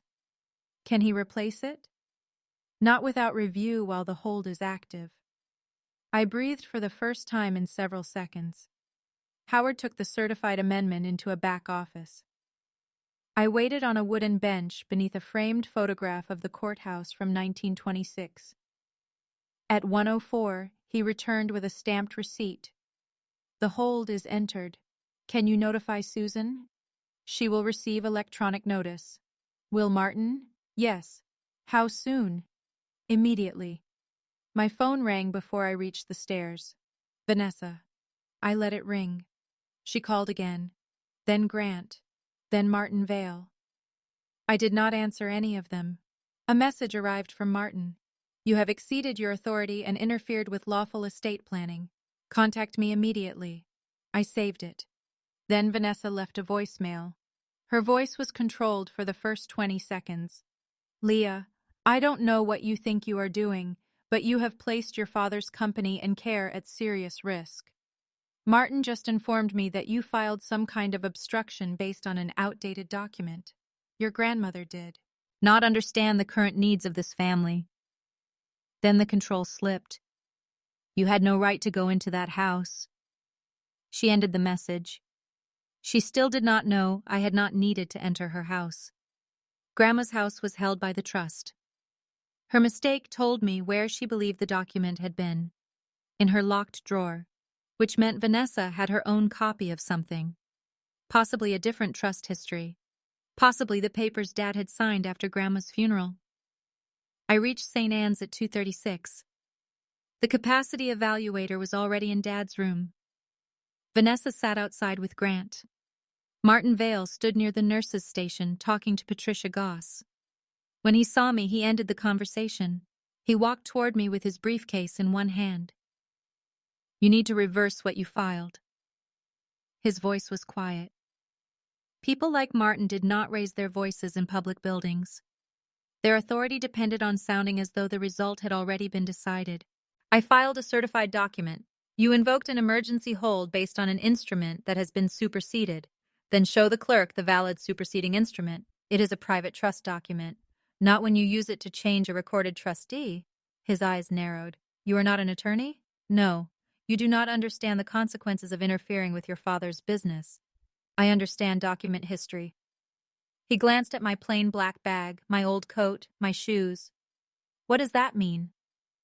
It means I know that every draft, upload, signature image, access log, and revision leaves a sequence. For the first time, Martin looked uncertain. Only briefly. Then he recovered. Your father made decisions while fully competent. Then you should have no difficulty proving when. I will not discuss privileged information with you. You emailed me at 1:03 this morning to instruct you not to interfere, and I instructed you to preserve the records. You have no standing to issue such an instruction. Maybe not. I stepped closer. But you received it before your 9/12 filing. His mouth tightened. That mattered. He could no longer claim he had been unaware the signature was disputed before he submitted it. Patricia approached. Mr. Vale, you are not authorized to discuss legal matters with the patient until the evaluation is complete. I am speaking to Miss Mercer. In the patient care area. Martin looked at her. I represent Daniel and Vanessa Mercer. Patricia said, Daniel Mercer's representation is now under review. The sentence struck him harder than any accusation could have. He turned back to me. This will not end the way you think. I don't know how it will end. That was true. I only know it won't end with just sign. He stared at me. He knew about the recording. Maybe Patricia had told him. Be Vanessa had. Maybe he had heard Elena say the system was capturing audio. Whatever the reason, his face became completely still. Then he walked away. The evaluator remained with Dad for 74 minutes. Vanessa paced. Grant sat with his knees spread and sent messages with both thumbs. At 3:11, Susan Bell arrived. I had not seen her since Grandma's funeral. She was 72, short, silver-haired, and dressed in a charcoal suit with flat shoes. She carried no briefcase, only a thick red folder. Vanessa stopped pacing. You. Susan looked at her. Yes. You have no business here. I have several. Martin returned from the elevator. When he saw Susan, he stopped. She raised the red folder slightly. Martin? Susan. Neither offered a hand. Vanessa looked from one attorney to the other. What is she doing here? Susan answered. Paying attention? The evaluator came out at 3:48. She asked to speak with the immediate family, the patient advocate, and both attorneys in a conference room. Martin objected to Susan's presence. The evaluator said Dad had requested her. That surprised me. It surprised Vanessa more. We entered the same windowless room where risk management had met with me that morning. Dad was brought in by wheelchair. He looked exhausted. The evaluator sat beside him. She explained that Dad could understand simple medical choices and express basic preferences. He knew who we were. He understood that he was in the hospital, but his short-term memory, sequencing, and ability to compare complex consequences were impaired. He did not currently have the capacity to execute complicated financial, trust, or estate documents. Vanessa leaned forward. For how long? We will reassess as his condition changes. He was clear last night. The evaluator looked at her notes.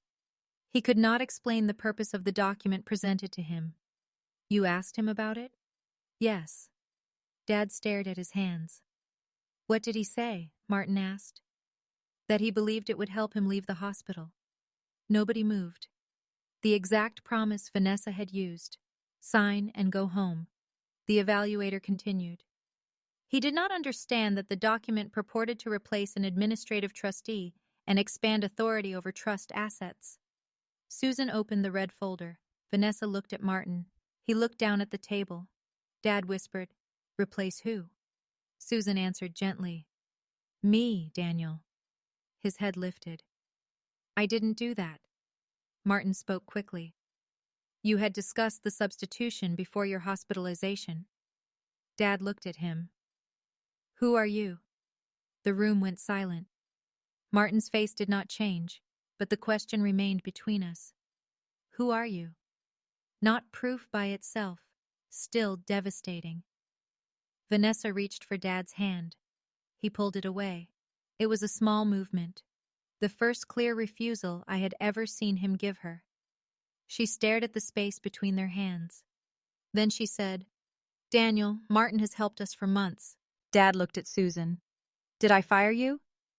You sent a letter. I don't remember. I know. Why would I? Susan did not protect him from the answer. Because I would not release the warehouse for Grant's loan. Grant sat upright. This isn't about me. Susan turned to him. The proposed loan names North Crest Renewal as borrower. That is my company, but Dad wanted to invest. Dad shook his head. I said I would look. Grant's face reddened. You said you believed in the project. I said I would look. Vanessa's control began to crack, not through shouting, through speed. She spoke faster. Daniel, you reviewed the plans at home. You told Grant family should help family. You said the warehouse had more value sitting there than we were using. Susan removed a document from the red folder. Daniel could not pledge the warehouse without administrative approval. Vanessa looked at her. Your authority ended. No. We have your resignation. No, you have a document carrying a false version of my signature. Martin raised a hand. That allegation is unsupported. Susan placed 2 pages side by side. One was submitted 6 months ago. The other was submitted 4 months ago after the first was rejected. The signatures are not identical to each other, and neither matches my verified signature card. Vanessa looked at Martin again. This time fear moved across her face. Grant said, Mom? Martin closed his briefcase. This is not the appropriate forum. Patricia Goss spoke from the end of the table. It became an appropriate forum when a disputed legal document was presented to a patient after a physician advised against it. Martin stood. I recommend that my clients leave. Dad looked at him. I'm staying. Martin paused. Vanessa's chair scraped against the floor. Daniel, you need rest. I said I'm staying. His voice shook, but the words were his. The old instinct moved through me. I wanted to help him, to finish the sentence, to make it stronger. I did not. This was the part he had to own. Vanessa stared at him for 4 seconds. Then she sat. The evaluator explained that an independent medical decision-maker would be appointed temporarily for complex choices. Dad could nominate someone, but the hospital would review any conflict of interest. Dad looked at me. I shook my head once, not because I would not help, because I did not want him choosing me simply to punish Vanessa. He looked at Susan, then at Nisha Patel, the patient advocate. I want someone who doesn't get anything, he said. Nisha said, we can arrange that. Dad nodded. Vanessa folded her arms. So strangers will control my husband now? No, the evaluator said. Your husband will continue making every decision he is able to understand. A neutral representative will support decisions he cannot presently evaluate. That is control. Susan looked at her. You only call it control when it is not yours. Vanessa's face turned toward her. The performance ended. You have hated me since the day Daniel married me. Susan did not blink. I did not know you well enough to hate you. You and Evelyn filled Leah's head with suspicion. Grandma's name changed the room. Dad closed his eyes. I said nothing. Vanessa looked at me. This is what you wanted, isn't it? Your grandmother's little plan finally worked. I placed the certified amendment on the table. This was not revenge. My voice was calmer than I felt. It was a record. Vanessa laughed. A record of what? An old woman trying to control her son from the grave? A record of property she and Grandpa built. Daniel built that company? Dad opened his eyes. My father started it. Vanessa turned to him. And you made it successful? Yes. So why should Susan decide what happens to it? She doesn't decide operations, I said. She protects the assets Grandma placed in trust. Vanessa pointed at me. You stay out of this. Dad looked at her hand, then at me. Let her talk. The sentence was quiet. Vanessa lowered her finger. I explained the amendment in simple terms. The warehouse and protected shares could not be used for Grant's loan without independent approval. Susan had never resigned. The county had placed a hold on the attempted substitution. No new filing involving the trust could proceed until a judge reviewed the history. Grant pushed back from the table. You killed the deal. I paused the filing. The lender closes Friday. Then you should have built a deal that didn't depend on property you don't own. His face twisted. You think you're better than everyone because you work in some archive. I don't work in an archive. Whatever. Martin looked at me. What is your position? Vanessa answered before I could. She files documents. I looked at Martin. I lead compliance investigations for Hartwell Records Group. He knew the company. His expression told me before he spoke. Hartwell? Yes. They had likely reviewed more cases connected to his office than the one I remembered. Grant looked confused. Vanessa did not. She finally understood why I had asked for metadata, why I photographed the notepad, why I had told Martin to preserve versions before he filed. She had spent years making my work sound small. Now she understood it only because it threatened her. Dad looked at me. You never told me. You never asked. He absorbed that. Slowly, painfully. Martin stood again. This meeting should end. Patricia said. It will end after the hospital's immediate safety plan is confirmed. The plan restricted Martin from all contact with Dad unless Dad's neutral representative and physician approved it. Vanessa and Grant could visit separately, under supervision, for no more than 30 minutes. Vanessa objected. Dad did not. When the meeting ended, Grant left first. Martin followed. Vanessa remained seated, Ted beside Dad. Everyone else moved toward the door. She said, I need 1 minute with my husband. Patricia refused. Vanessa looked at Dad. Tell them. He stared at the table. For years he had told me to move, to soften, to stop making things harder. Now the room waited for him to ask someone else to leave. He said nothing. Vanessa stood. She picked up her purse.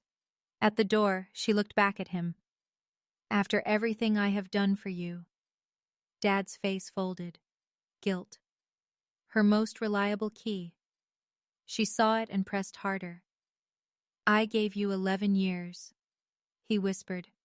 I know. I took care of your home, your mother, your business dinners. I gave up my own plans. Susan's voice came from behind me. Vanessa. She turned. Susan held the door open. This is a hospital, not an invoice. Vanessa walked out. I stayed with Dad. He sat in the wheelchair, staring at the empty doorway. After a while, he said, She'll never forgive me. I pulled the chair beside him. For what? For embarrassing her. She brought a disputed trust document into your hospital room. He rubbed his hands together. She'll say she was helping. She already has. Maybe she believed it. Do you? He did not answer. I waited. 9 seconds. Then he said, I don't know what I believe. It was the most honest thing he had said since the ambulance brought him in. I moved the water cup closer. Then don't sign anything until you do. He picked up the cup. His hand shook. I made a mess. Yes. He looked at me, surprised. I could have comforted him. I could have said it was not his fault. Some of it was not. The confusion was not. The pressure in the hospital was not. But the years before it belonged to him too. You knew Grandma did not trust Vanessa, I said. Yes. You fired Susan. Yes. You signed papers after Grandma died. I think so. You let Vanessa shut me out. His eyes filled. I thought you could handle it. I looked at him for a long time. That is what people say when they choose the person who will punish them over the person who will survive. He lowered his head. I'm sorry. The words were barely audible. It was the first apology. It did not heal anything. It did not give me back the college move-in, the holidays, my mother's missing belongings, or the chair at the end of the table. But it entered the record. Small, late, still true. I said, "Get better enough to say it again when you understand why." He nodded. The next morning, Susan and I began reconstructing the trust history. Not the version Martin wanted. Every version. Every date. Every witness. Every filing. We started with Grandma's original trust from 1998 and worked forward through 6 amendments, 3 property schedules, 2 trustee notices, Dad's termination letter to Susan, the disputed resignation, and his substitution Martin had attempted to file. The pattern appeared before noon. Not one large fraud. A sequence. Always a sequence. Grandma died on February 18th. Dad's letter firing Susan was dated March 1st. Martin opened a new estate file on February 27th, 3 days before the letter. The first draft of Susan's supposed resignation had been created on March 4th. The document claimed she signed it on February 26th, 6 days before the file's creation metadata. The second version corrected the signature, but not the impossible sequence. Martin's office had uploaded it from an account assigned to a paralegal named Denise Crawford. The witness listed on the document was Grant. The notary was Martin. Susan placed the pages across her conference table. "There," she said. I followed her finger. Grant's witness signature was dated February 26th.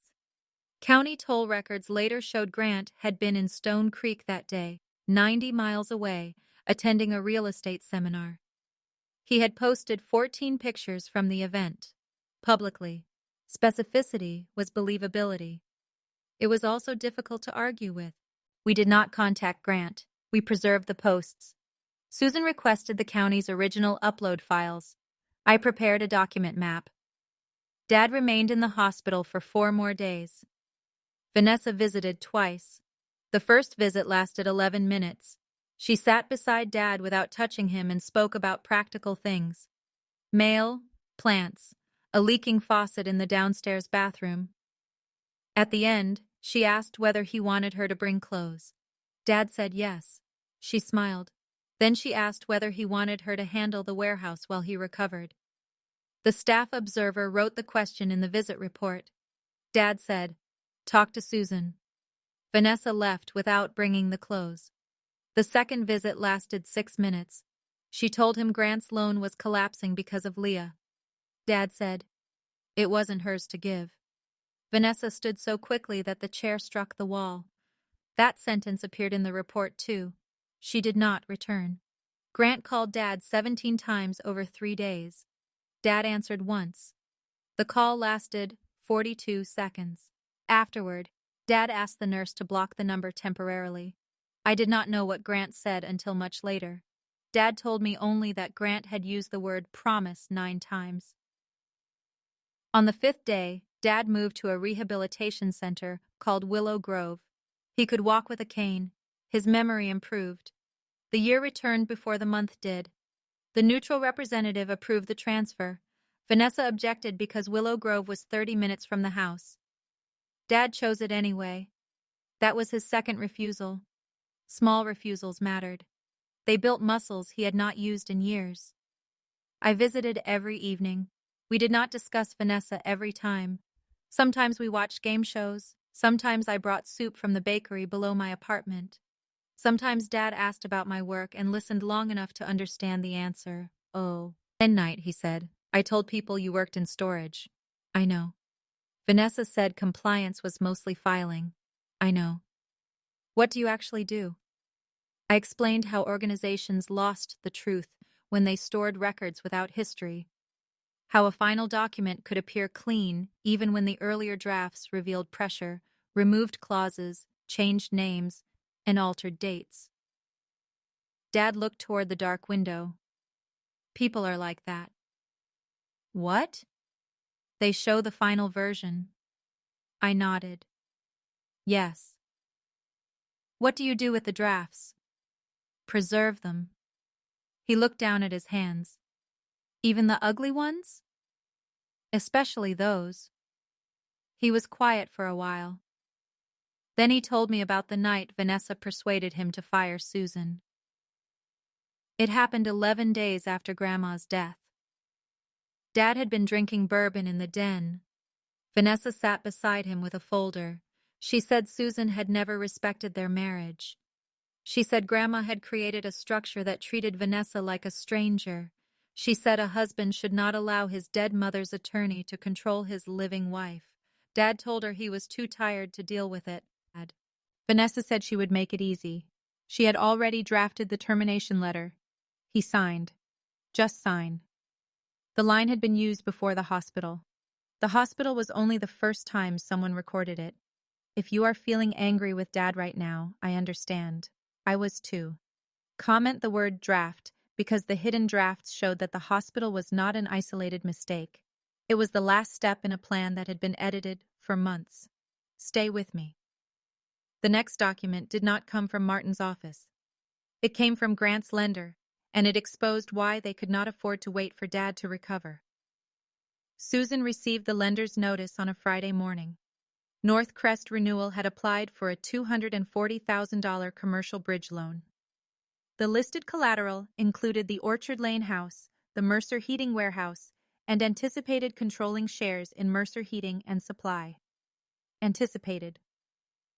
A careful word for property Grant did not own. The application claimed Vanessa would become administrative trustee by October 10th, the day written on the notepad. It claimed the funds would close on October 11th, one day later. The hospital's signature was not a precaution. It was a deadline. Grant had already signed a contract to buy a former motel on Route 17 and convert it into short-term luxury apartments. He had paid a non-refundable $40,000 deposit using money Vanessa borrowed against a personal investment account. If the loan failed, the deposit disappeared. If the loan succeeded, the trust carried the risk. Grant kept the profit. Dad and the employees carried the loss. Susan read the application twice. Then she looked at me. Now we know why they came at night.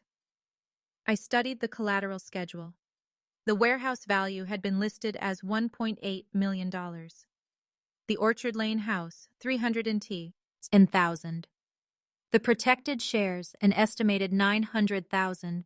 They were risking more than $3 million to obtain $240,000.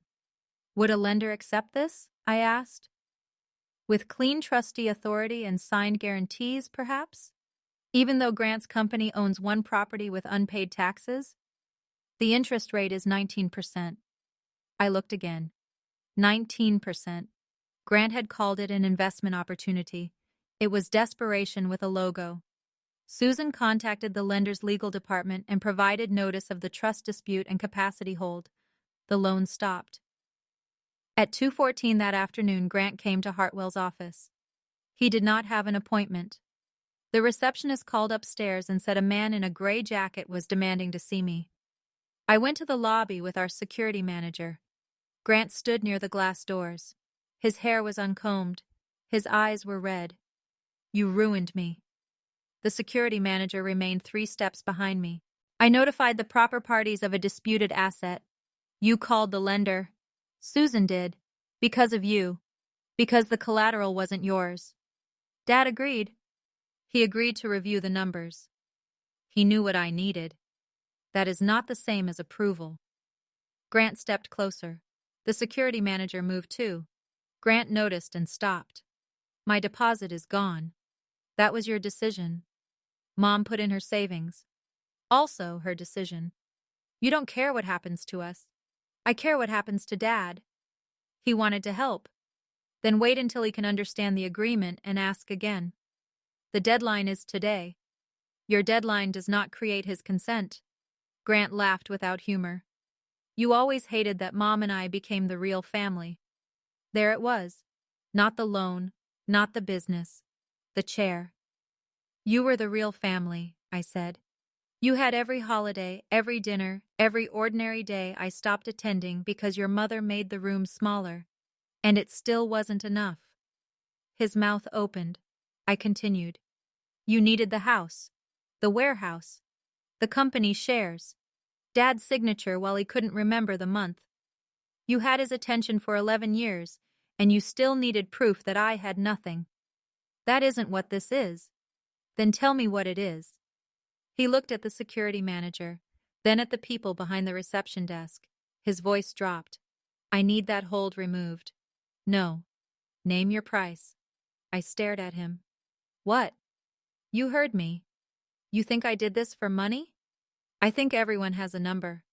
That may be the first honest thing you've said. His face hardened. I can give you 20,000 after closing. No. 30. I almost felt sorry for him. He believed bribery worked because his whole plan had been built around converting people's weakness into numbers. Grant, leave. 50. The security manager stepped between us. Grant pointed around him. You'll regret this. I did not answer. The security manager escorted him outside. The lobby camera recorded everything. So did the audio system at the reception desk. Grant had offered me money to remove a lawful hold on trust assets. Another record. Another piece he could not pull back once spoken. That evening I told Dad. He sat in a chair at Willow Grove wearing gray sweatpants and a Mercer heating sweatshirt someone from the warehouse had delivered. He offered you 50,000? Yes. Dad covered his face with one hand. I raised him like a son. No. You financed him like a problem you hoped money would solve. He looked at me through his fingers. You don't soften anything. You had enough people softening it. He lowered his hand. What happens now? Grant loses the deposit. And Vanessa? She may lose what she borrowed. Dad stared at the floor. I could repay her. You could. Would that be wrong? It depends. On what? Whether you are helping because you freely choose to, or because you are afraid she will leave. His face changed. I had named it. Finally. He looked toward the open door of his room. She will leave. Maybe. I'm 63. Yes. I don't want to start over. You don't have to decide today. She'll say I chose you. I'm not asking you to choose me. Then what are you asking? I thought about Grandma's letter. Do not let anger choose the order of your actions. I'm asking you to stop making everyone else pay for the cost of keeping her. Dad began to cry. Quietly. I had seen him cry at my mother's funeral and Grandma's bedside. This was different. Those tears had been grief. These were recognition. I did not move closer. I did not touch his shoulder. Some truths needed room after they entered. He wiped his face with both hands. I knew she was shutting you out. I know. I told myself you preferred being away. I know. You stopped calling. After you stopped answering. He nodded. She said you judged us. I did. His mouth moved in a broken smile. At least you're honest. I learned from records. He looked at me. Your grandmother. Her too. Dad breathed slowly. Then he said, I want to see the recording. I had not expected that. The hospital may not release it yet. I was there. You may have access through the investigation. I need to hear what I sounded like. Why? Because part of me still thinks Vanessa is right. The admission was brutal. Not for me. For him. She says you made it look worse, he continued. She says the nurse came in halfway through and misunderstood. Elena heard you ask for your glasses. I know. She heard you ask for me. I know. She heard Vanessa tell you to sign. I know. He looked at his hands, but I don't remember her voice. I understood. Memory was emotional. The record was patient. I contacted Patricia Goss. 2 days later, the hospital approved a supervised playback for Dad as part of its patient safety review. The meeting was scheduled for Monday at 10 o'clock a.m. Vanessa and Martin were invited to provide statements. Susan requested that the trust documents be reviewed in the same session because the recording related directly to the disputed filing. Patricia agreed to an expanded ethics meeting. That was when the approach began. The days before, it felt like weather gathering beyond a closed window. Martin sent a 12-page letter denying coercion. Vanessa submitted a written statement claiming the nurse had misread a tender conversation between husband and wife. Grant claimed he had been present only to support Dad. The lender preserved the loan application. The county preserved the electronic filing. Hartwell's forensic team extracted the metadata under Susan's legal authority. The hospital preserved the access logs. Elena preserved the incident recording. And I preserved every text, voicemail, email, photograph, and date. This was not revenge. It was a record. By Sunday night, the red folder had become 4 binders. Susan labeled them by sequence. Original trust history, trustee removal attempts, North Crest loan, hospital incident. Dad asked to attend in person. His doctor approved a 2-hour outing from Willow Grove. Vanessa called him the night before. The call was supervised and recorded in his care notes. She told him the meeting would destroy their marriage. Dad said, "The papers already did that." She hung up. At 11:16 p.m., I stood in my apartment above the bakery and looked at Grandma's letter beneath the kitchen light. The building smelled like bread cooling downstairs. My mother's pearl earrings sat in a small dish beside the sink. The brass key rested on the letter. I counted the documents in the case. 47. The recordings. 3. The people scheduled to attend. 11. Then I closed the case. The next morning would not be a family argument. There would be no shouting match in a living room. No one would get to change the subject or leave before answering. At 8:00 a.m., Susan would file the forensic report. At 9:05, the hospital would open the ethics room. At 9:30, Dad would arrive. At 10:00, Nurse Elena Ruiz would press play, and Vanessa would hear her own whisper return to her from a system she had not known was listening. At 7:12 the next morning, I woke before my alarm. For a few seconds, I did not know why my document case was on the kitchen table or why my mother's pearl earrings were beside the sink. Then the hospital room returned. The pen, the blue blanket. Vanessa's whisper, "Just sign." I showered, dressed, and ate half a piece of toast without tasting it. Downstairs, the bakery had already opened. Metal too. Rays clattered beneath my floor. Someone laughed near the front counter. The ordinary sound of it steadied me. At 7:46, I left my apartment. At 7:58, Susan called. "The forensic report is complete," she said. "Anything new?" The signature page Martin filed contains a scanned image of Daniel's signature, not original pen ink. I stopped beside my car. A copied signature? It appears to have been lifted from another document. Which one? We are still comparing samples. So the mark Elena saw was not the signature they filed. Probably not. Can you prove it? The report shows the signature image has different pixel compression from the rest of the page. It was inserted after the document was scanned. My grip tightened around the phone. Who inserted it? The file was last edited through Martin's office account. That doesn't tell us who was sitting at the computer. No. It tells us where the alteration happened. What about Dad's mark?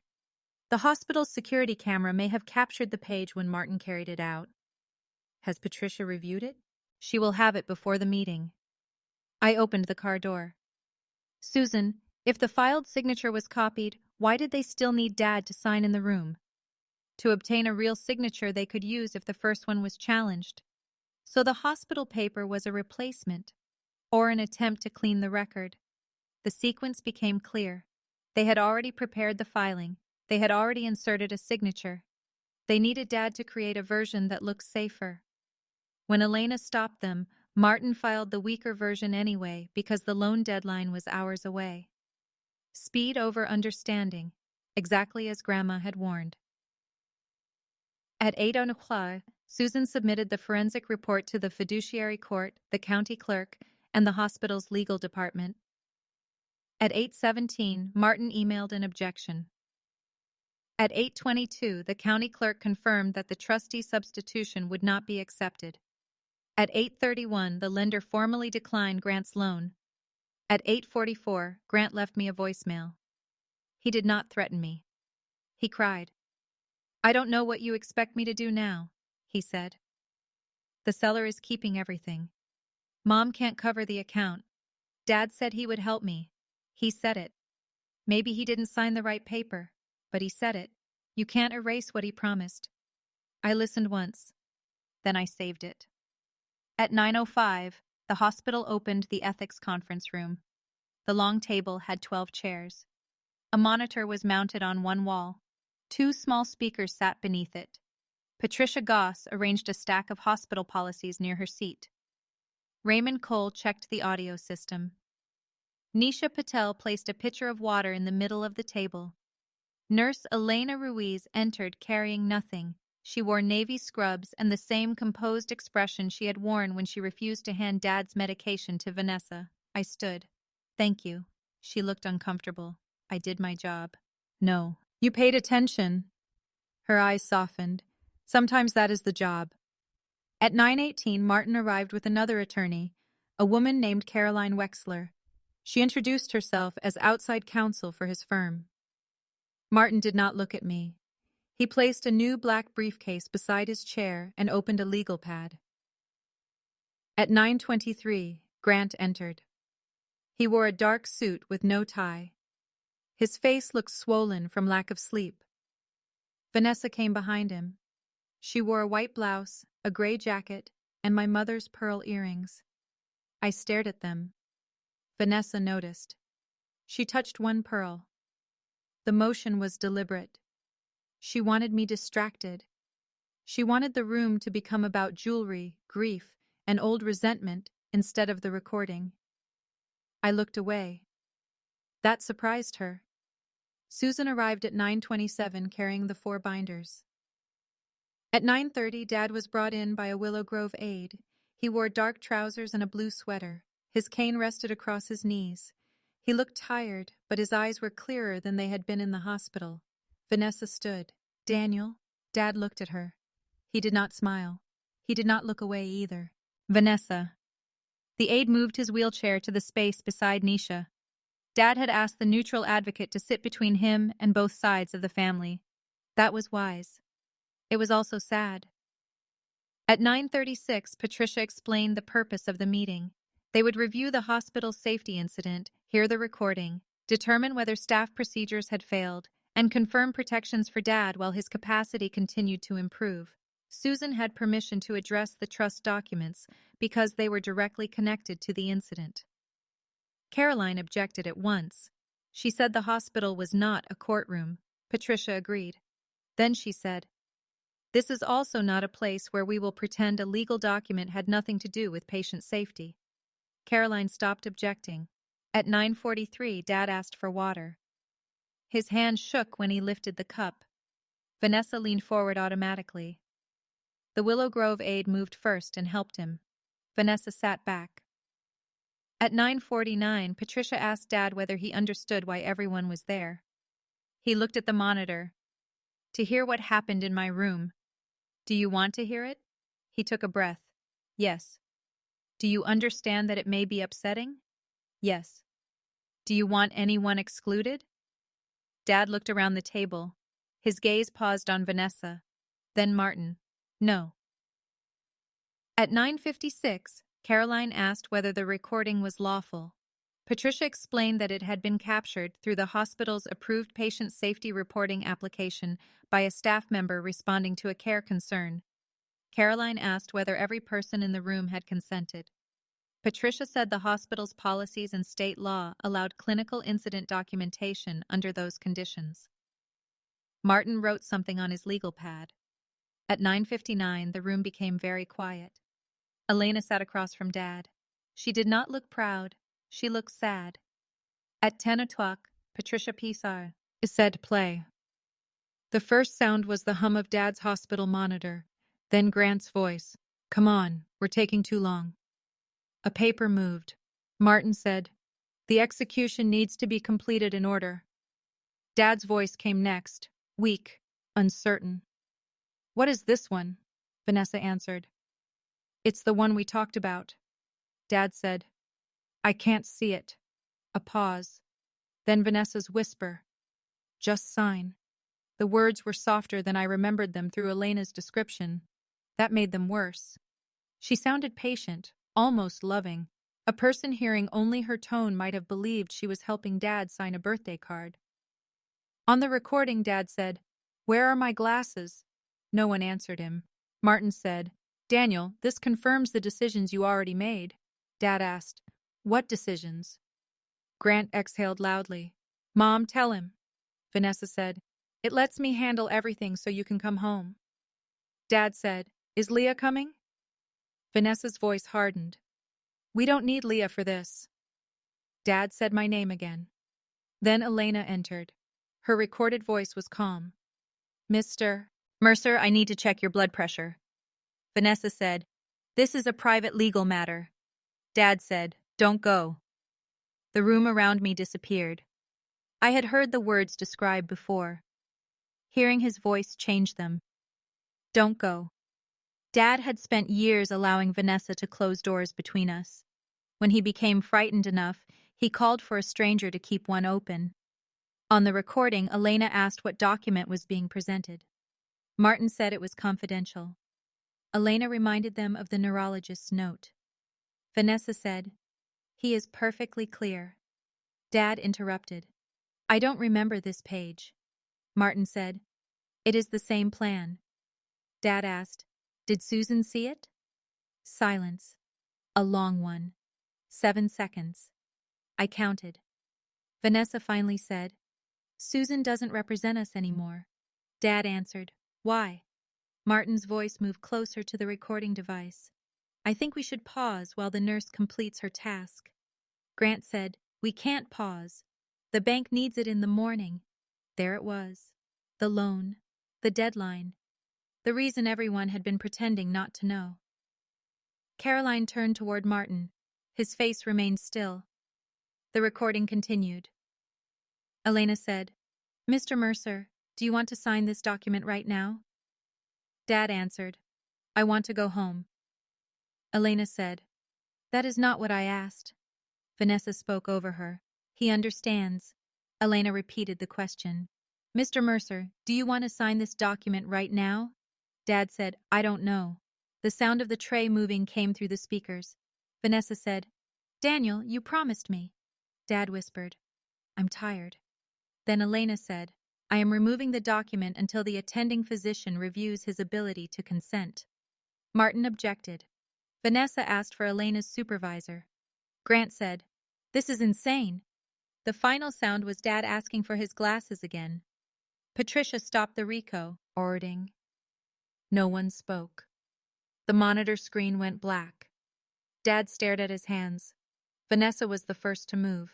She reached toward him. Daniel, you know that isn't the whole conversation.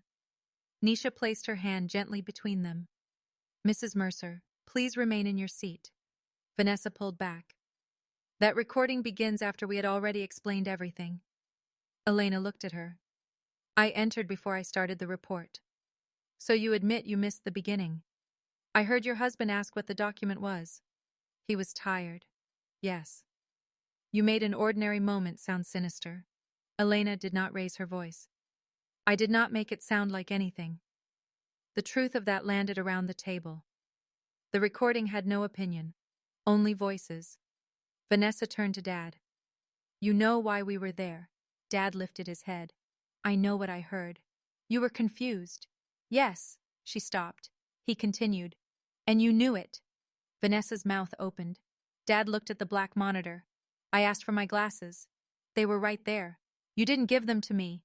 You didn't need them. We had reviewed the papers before.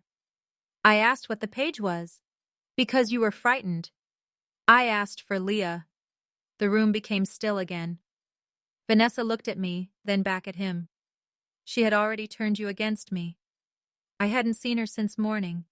She filled your head with suspicion. Dad's voice remained weak. You came back at night. Because Martin was available. The doctor said no papers. He said you needed evaluation, and you came back at night. Each time she offered an explanation, he returned to the same fact. It was the first time I had seen him refuse to be guided away from a point. Vanessa's cheeks reddened. We were trying to protect everything we built. Dad looked at Susan. What did the paper do? Susan opened the hospital incident binder. The page filed the next morning purported to remove me as administrative trustee and install Vanessa. It also expanded her authority to pledge protected trust property. Dad looked at Vanessa. The warehouse? She answered too quickly. Only as temporary collateral. For Grant. For the family. Grant leaned forward. Dad, the project would have paid everything back within 6 months. Dad turned toward him. Did the bank know about the unpaid taxes? Grant froze. Susan removed the lender's application. The application states there are no delinquent obligations associated with the borrower's current properties. That was being handled, Grant said. There were 3 unpaid tax notices, Susan replied. The accountant was fixing it. Which accountant? Grant looked at Vanessa. Vanessa looked at Martin. Martin remained silent. Susan placed another page on the table. Northcrest Renewal has no accountant listed in its state filing. Its bookkeeping address is Vanessa's home. Grant's voice rose. That doesn't mean anything. It means your mother prepared the financial statement submitted with the loan. Vanessa's face changed. Dad saw it. Did you? She looked at him. I helped. Did you tell the bank the taxes were paid? They were going to be paid at closing. That isn't what he asked, I said. Vanessa turned on me. Stay out of my marriage. Dad said, answer. One word. Clear. Vanessa looked at him as though he had struck her. Yes, she said. I completed the statement. Was it true? It would have been true after the loan. Caroline closed her eyes briefly. Martin wrote nothing now. Susan opened the second binder. The same application claims Vanessa's appointment as administrative trustee was effective before the hospital incident. Dad stared at the page. How? Susan turned toward Martin. That is a question for the person who filed it. Martin finally spoke. My office relied on documents provided by the clients. Which client? Susan asked. Mr. and Mrs. Mercer. Dad shook his head. I didn't give you anything. Martin's tone became gentle. Daniel, we met twice at your home. When? In March and again in July. Dad looked at Susan. I don't remember. Vanessa said, You were there. Dad rubbed his forehead. What did I sign? Martin answered, A letter confirming your wish to update the trust structure. Show me. Caroline placed a hand near Martin's legal pad. A warning. Too late. Susan removed a document from the binder. This letter? Martin looked at it. Yes. Susan slid a second page beside it. This signature was copied from Daniel's 2021 equipment lease. Martin's face went pale. Caroline turned toward him. What? Susan passed her a copy of the forensic report. The signature images are identical down to a stray ink mark beneath the letter D. The image on the trust letter was digitally inserted. The file was created through an account belonging to Martin Vale's office. Martin took the report. This analysis has not been independently verified. It was completed by 2 certified examiners, Susan said. One from Hartwell and one retained by the county's insurer. Caroline read the first page. Her expression hardened. When did you receive this? Martin said nothing. She looked at him. When? This morning. And you did not send it to me? I had not reviewed it. You filed an objection at 8:17. His silence answered her. Grant stood. This has nothing to do with me. Susan looked up at him. You witnessed Susan Bell's resignation. I signed what Martin gave me. Where were you on February 26th? I don't know. You posted 14 photographs from a property seminar in Stone Creek. Grant sat down again. Vanessa spoke quickly. Grant did not understand what he was signing. The sentence moved across the table and returned to her. Dad looked at her. So that matters for him. Vanessa stopped. But not for me. Daniel? No, his Voice cracked. He took a breath and tried again. No. For years, Vanessa had used softness as a blade. Dad's refusal was not sharp. It did not need to be. She leaned back. Her face emptied. The tears appeared next. I was terrified, she said. You collapsed. The doctors would not tell me whether you would recover. The business needed decisions. The house needed bills paid. Grant was about to lose everything. I was trying to hold the family together. I had heard versions of that speech my entire adult life. Concern, sacrifice, pressure. Every road led back to Vanessa as the only person strong enough to act. Dad listened. Then he asked, "Why didn't you give me my glasses?" She stared at him. The tears stopped moving. I don't know. Why did you say Leah wasn't needed? Because she makes everything a fight. Dad looked at me, then at Vanessa.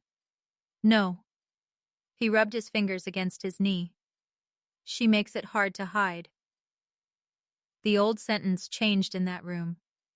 You always make things harder. For 11 years, it had meant I was inconvenient. Difficult. Ungrateful. Now Dad used it correctly. I made it harder to hide. Vanessa looked at him with something close to hatred. Not because he had accused her, because he had reclaimed her favorite weapon and handed it to me. Patricia asked whether Dad needed a break. He said no. At 10:42, the hospital's attorney entered. She had been listening remotely from another room. She explained that the hospital would preserve the recording, camera footage, access logs, and staff reports for any lawful investigation. Martin asked whether the hospital intended to accuse him of a crime. The attorney said, "The hospital intends to provide accurate records to the appropriate authorities. Procedural. No threat, no drama, only the next step." At 10:48, Caroline requested a private conversation with Martin. Patricia refused to interrupt the patient meeting but allowed them to leave. Caroline stood. Martin remained seated. She looked at him. "I am advising you to come with me." He slowly closed his briefcase. Before leaving, he looked at Dad. "I acted according to instructions given to my office." Dad said, "Not mine." Martin's jaw tightened. He followed Caroline out. At 10:53, Grant asked whether he could make a statement. Patricia allowed it. He stood again, gripping the back of his chair. "I want everyone to understand that I never wanted Dad harmed." No one responded. "I believed he supported my project. He came to see the motel. He said it had potential." Dad nodded. "I did." Grant looked relieved. "You see? I said the building had potential. You said you were proud of me. I was proud that you were trying. Then why won't you help me?" Dad looked exhausted. "Because trying does not make the numbers true." Grant's face crumpled. "I'm going to lose the deposit." "Yes." "Mom will lose her savings." Dad looked at Vanessa. "Yes." "You could fix it." "I could." Grant waited. "So fix it." Dad looked at him for a long time. "No." Grant's hands tightened around the chair. "After everything you gave Leah?"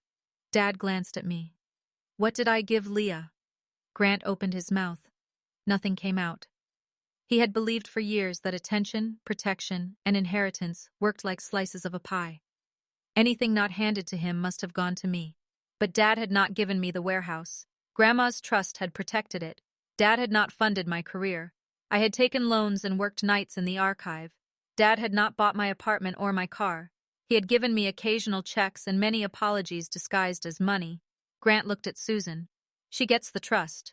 "No," Susan said. "The trust owns the protected assets. Leah becomes administrative trustee only if I cannot serve. So she controls everything. She protects the terms. That's the same thing." "No," I said. "Control lets you take what you want. Duty requires you to protect what belongs to others." He stared at me. "You always wanted to win." "I wanted a chair at the table." The words came out before I planned them. Vanessa's eyes shifted. She remembered. Maybe she had forgotten the dinner itself. People who move other people's chairs rarely remember doing it. The person left standing always does. Grant laughed bitterly. This is about a chair now? No, it was never only about the chair. I looked at Dad. It was about watching a room change one small thing at a time and being told each change was too minor to question. Dad closed his eyes. Vanessa spoke through clenched teeth. You chose to leave. I was placed farther away until leaving felt like the honest version. You were an adult. I was 18. You hated me before I had a chance. I watched you. That is not the same as knowing me. No, I said. It gave you 11 years to show me. Patricia interrupted before Vanessa could answer. The meeting was not intended to resolve every family wound. She was right. No conference room could hold them all. At 11:06, Susan summarized the immediate legal position. The county hold remained active. Her authority as administrative trustee remained in place pending judicial confirmation. The attempted substitution was suspended. The warehouse, Orchard Lane House, protected shares, and investment account could not be pledged. The lender had declined the loan. A forensic report had been referred to the fiduciary court. Dad's current capacity limits prevented him from signing complex documents until reassessment. Vanessa retained no independent authority over trust property. She remained Dad's wife. Nothing more was decided that day. Nothing needed to be. The power she had tried to create from paper had failed. At 11:14, Patricia asked Dad whether he wanted Vanessa and Grant involved in his medical care. Dad asked for time. Vanessa say, I'm your wife. Nisha reminded her that he had the right to consider his answer. Dad looked at the clock. 1 minute passed, then another. He said, Vanessa can receive basic updates. She cannot approve treatment or remove me from care. Vanessa looked wounded. Dad continued. Grant gets no information unless I say so. Grant pushed his chair away. Fine. Not warm, just fine. That was the word they used for everything that used to be love. At 11:18, Grant left. He did not look at Vanessa. At 11:21, Vanessa asked Dad whether he intended to return home. He looked at Nisha, then Susan, then me. Finally, he looked at Vanessa. Not yet. Where will you go? Willow Grove. That is temporary. So is this conversation. She stood. Her chair moved back without making a sound. She removed my mother's earrings. For a moment, I thought she might place them on the table. Instead, she closed them inside her fist. You always wanted me gone, she said to me. I looked at the hand holding the pearls. I wanted you to stop taking what wasn't yours. Her chin lifted. Daniel gave me these. Dad stared at the pearls. Then he said, Rachel wanted Leah to have them. Vanessa turned toward him. You told me they were sitting in a box. I was wrong. You gave them to me. I had no right. Her fingers closed tighter. I expected an argument, a scene, one last performance. Instead, she walked around the table and stopped in front of me. She opened her hand. The pearl earrings lay against her palm. I held out mine. She dropped them into it. One pearl bounced against my finger. Then she said very softly, You have everything now. I closed my hand. No. I looked toward Dad. I have proof. That was not the same as having a father. Not the same as having a family. Not the same as receiving back the years that had been moved out of reach. Vanessa picked up her bag and left. The door closed behind her at 11:24. Dad stared at it. He began to cry. No one spoke for a while. At 11:31, the meeting formally ended. The hospital gave Dad a written copy of the safety findings.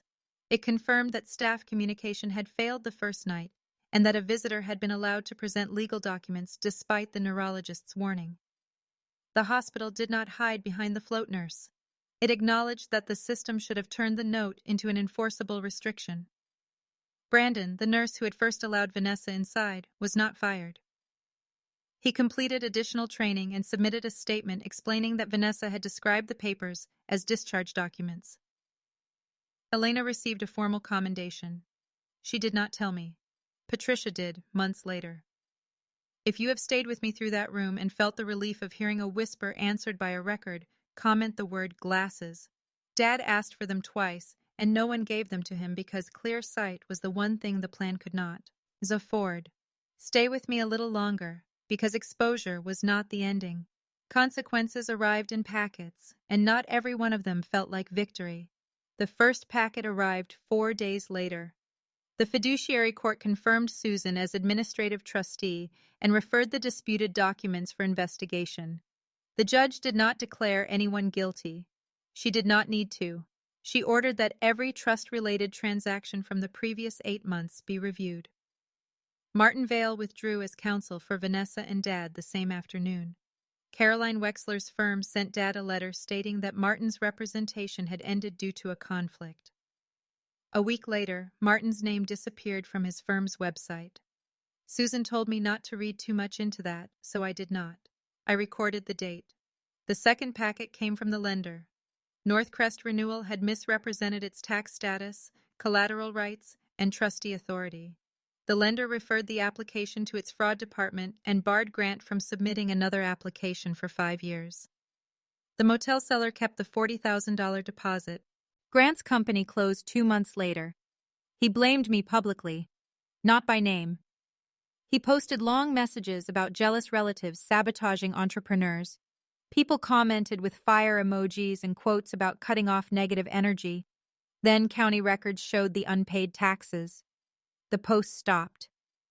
The third packet came from Vanessa's bank.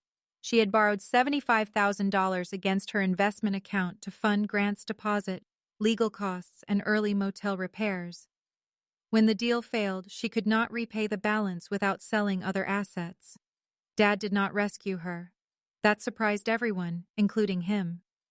She called Willow Grove 3 times in one afternoon. On the first call, she reminded him of their wedding vows. On the second, she said Grant might become homeless.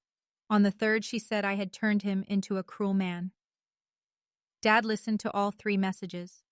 Then he asked the staff to block her number for 1 week, 7 days. He counted them. On the 8th day, he allowed calls again. She did not call. The 4th packet was quieter. Mercer Heating's accountant found that Vanessa had charged $31,000 in personal expenses to a company card over 3 years. Hotels, furniture, restaurant bills, a $6,000 deposit for Grant's launch party. Dad had approved some expenses without reading the statements. Others had been categorized as client development. The company's board required repayment. Vanessa denied responsibility. Then the card records showed her signature. Dad repaid the company himself because the card had been issued under his authority. That decision cost him money. It also protected employees from carrying his mistake. For once, he did not ask the trust to cover it. The 5th packet was Dad's discharge plan. He did not return to the house. After 6 weeks at Willow Grove, he rented a 1-bedroom apartment near the warehouse. It had beige walls, a small balcony, and a kitchen table large enough for 4 people. He bought the table himself. The first time I visited, 1 chair was placed at each side. He noticed me looking. "No ends," he said. I touched the back of the nearest chair. "No." We ate soup from paper containers. He told me Vanessa had filed for legal separation. I asked how he felt. He said, "Relieved." Then he looked ashamed. I told him relief was information, not a verdict, just information. He nodded. Dad's memory improved, though it never returned exactly to what it had been. He used a notebook for appointments and kept a medication chart on the refrigerator. Every important document went through Susan or an independent attorney. He never signed on the same day he received something. That was his new rule. Read once, sleep, read again, then decide. It was slower. He said slower felt expensive. I told him speed had nearly cost him the warehouse. He stopped complaining. 3 months after the hospital meeting, Dad asked me to come to the apartment on a Sunday afternoon. When I arrived, a cardboard box sat on the table. Inside were my mother's missing things, the blue ceramic bowl, the 5th birthday photograph, The cream blanket with the coffee stain, a small silver necklace, 2 recipe books. Dad had found them in storage after Vanessa moved out. I lifted the bowl. The edge had a new chip. Did you know she kept these? No. Did you ask where they went? No. Why not? He looked down. Because I knew the answer would create a problem. I set the bowl back in the box. And losing them didn't? For you. There it was. He was learning to say the entire sentence. The problem was for you, he continued. The quiet was for me. I sat across from him. That is what happened. He nodded. I'm sorry. The second apology, clearer than the first. Do you understand why I don't know what to do with that yet? Yes. I'm not ready to act like we're close. I know. I may never be. His face tightened, but he nodded again. I know. That was mercy. Not pretending. Not punishment either. The truth with enough room around it for both people to breathe. I agreed to dinner twice a month. No surprise visits. No money. No discussing Vanessa unless one of us asked. No using illness to erase the years before it. Dad followed the rules. Mostly. Once he said, I almost died. I replied, and before that, I was still your daughter. He apologized without arguing. Progress did not arrive as a dramatic change of heart. It arrived as fewer excuses. 6 months after the hospital, the investigation into Martin's documents was still open. Susan warned me that procedural cases moved slowly. I knew. Records were patient. Martin surrendered his notary commission while the review continued. His Mercer firm denied knowledge of the altered documents. The paralegal, Denise Crawford, stated that she had uploaded files Martin gave her and had never met Dad. No one could prove who inserted every image. The record still showed enough. The disputed substitution remained invalid. Susan's signature had not been real. Dad's signature had been copied. The trust remained protected. Sometimes justice was not a person confessing beneath bright lights. Sometimes it was a door that stayed locked because the false key did not fit. Grant moved to another state. Before leaving, he sent Dad a 4-page letter. Dad gave me a copy. Grant wrote that he had been raised to believe the company would eventually support him. He said Vanessa had described the trust as an outdated obstacle created by Grandma's dislike of their family. He admitted signing Susan's witness page without seeing her sign it. He claimed Martin told him it was only a formality. He apologized to Dad. He did not apologize to me. That was fine. An apology is not valid simply because the sender wants relief. Dad chose not to pursue repayment from Grant for smaller loans made over the years. Susan objected. I did not. The trust had not funded them. Dad had used his personal money. He had the right to decide what loss he could live with. That was the mercy beat none of us expected. Dad did not save Grant's business. He did not repair the loan application. He simply refused to turn every mistake into lifelong punishment. I taught him that promises could replace plans, Dad told me. I helped build the person who came into that hospital room. Grant still had to live with the failed company, the lender restriction, and the public records. But Dad did not chase him for the rest. Truth was a scalpel, not a hammer. It removed what was dangerous. It did not need to crush everything nearby. Vanessa sold several pieces of jewelry and part of her investment account to repay the company charges and settle her personal loan. She moved into a townhouse in Lake Briar near her sister. Our only direct contact came 8 months after the meeting. She emailed me. The subject line read, "Your father." The message contained 3 paragraphs explaining that Dad had become lonely, stubborn, and suspicious because I had encouraged him to distrust the woman who cared for him. The final line said, "I hope one day you understand what it costs to be responsible for another person's entire life." I read it twice. Then I replied, He was always responsible for his own life. That was the part you could not accept. She did not answer. A year after the hospital, Dad invited me to dinner at his apartment. Susan came. So did Elena. Dad had asked the hospital whether he could contact her, and Elena agreed only after being told it was a simple thank you dinner. She brought a lemon cake. Dad cooked roast chicken and overcooked the green beans. The smell carried me back to Tia. He first chair Vanessa had moved. For a moment, I was 18 again, standing at the table while everyone waited for me to make rejection convenient. Then Dad pulled out the chair beside him. Not at the end. Beside him. I sat. During dinner, he thanked Elena. She told him she had only noticed that he looked frightened. Dad said, "Most people noticed. You were the one who did something." Elena shook her head. "Your daughter did something." I looked at Susan.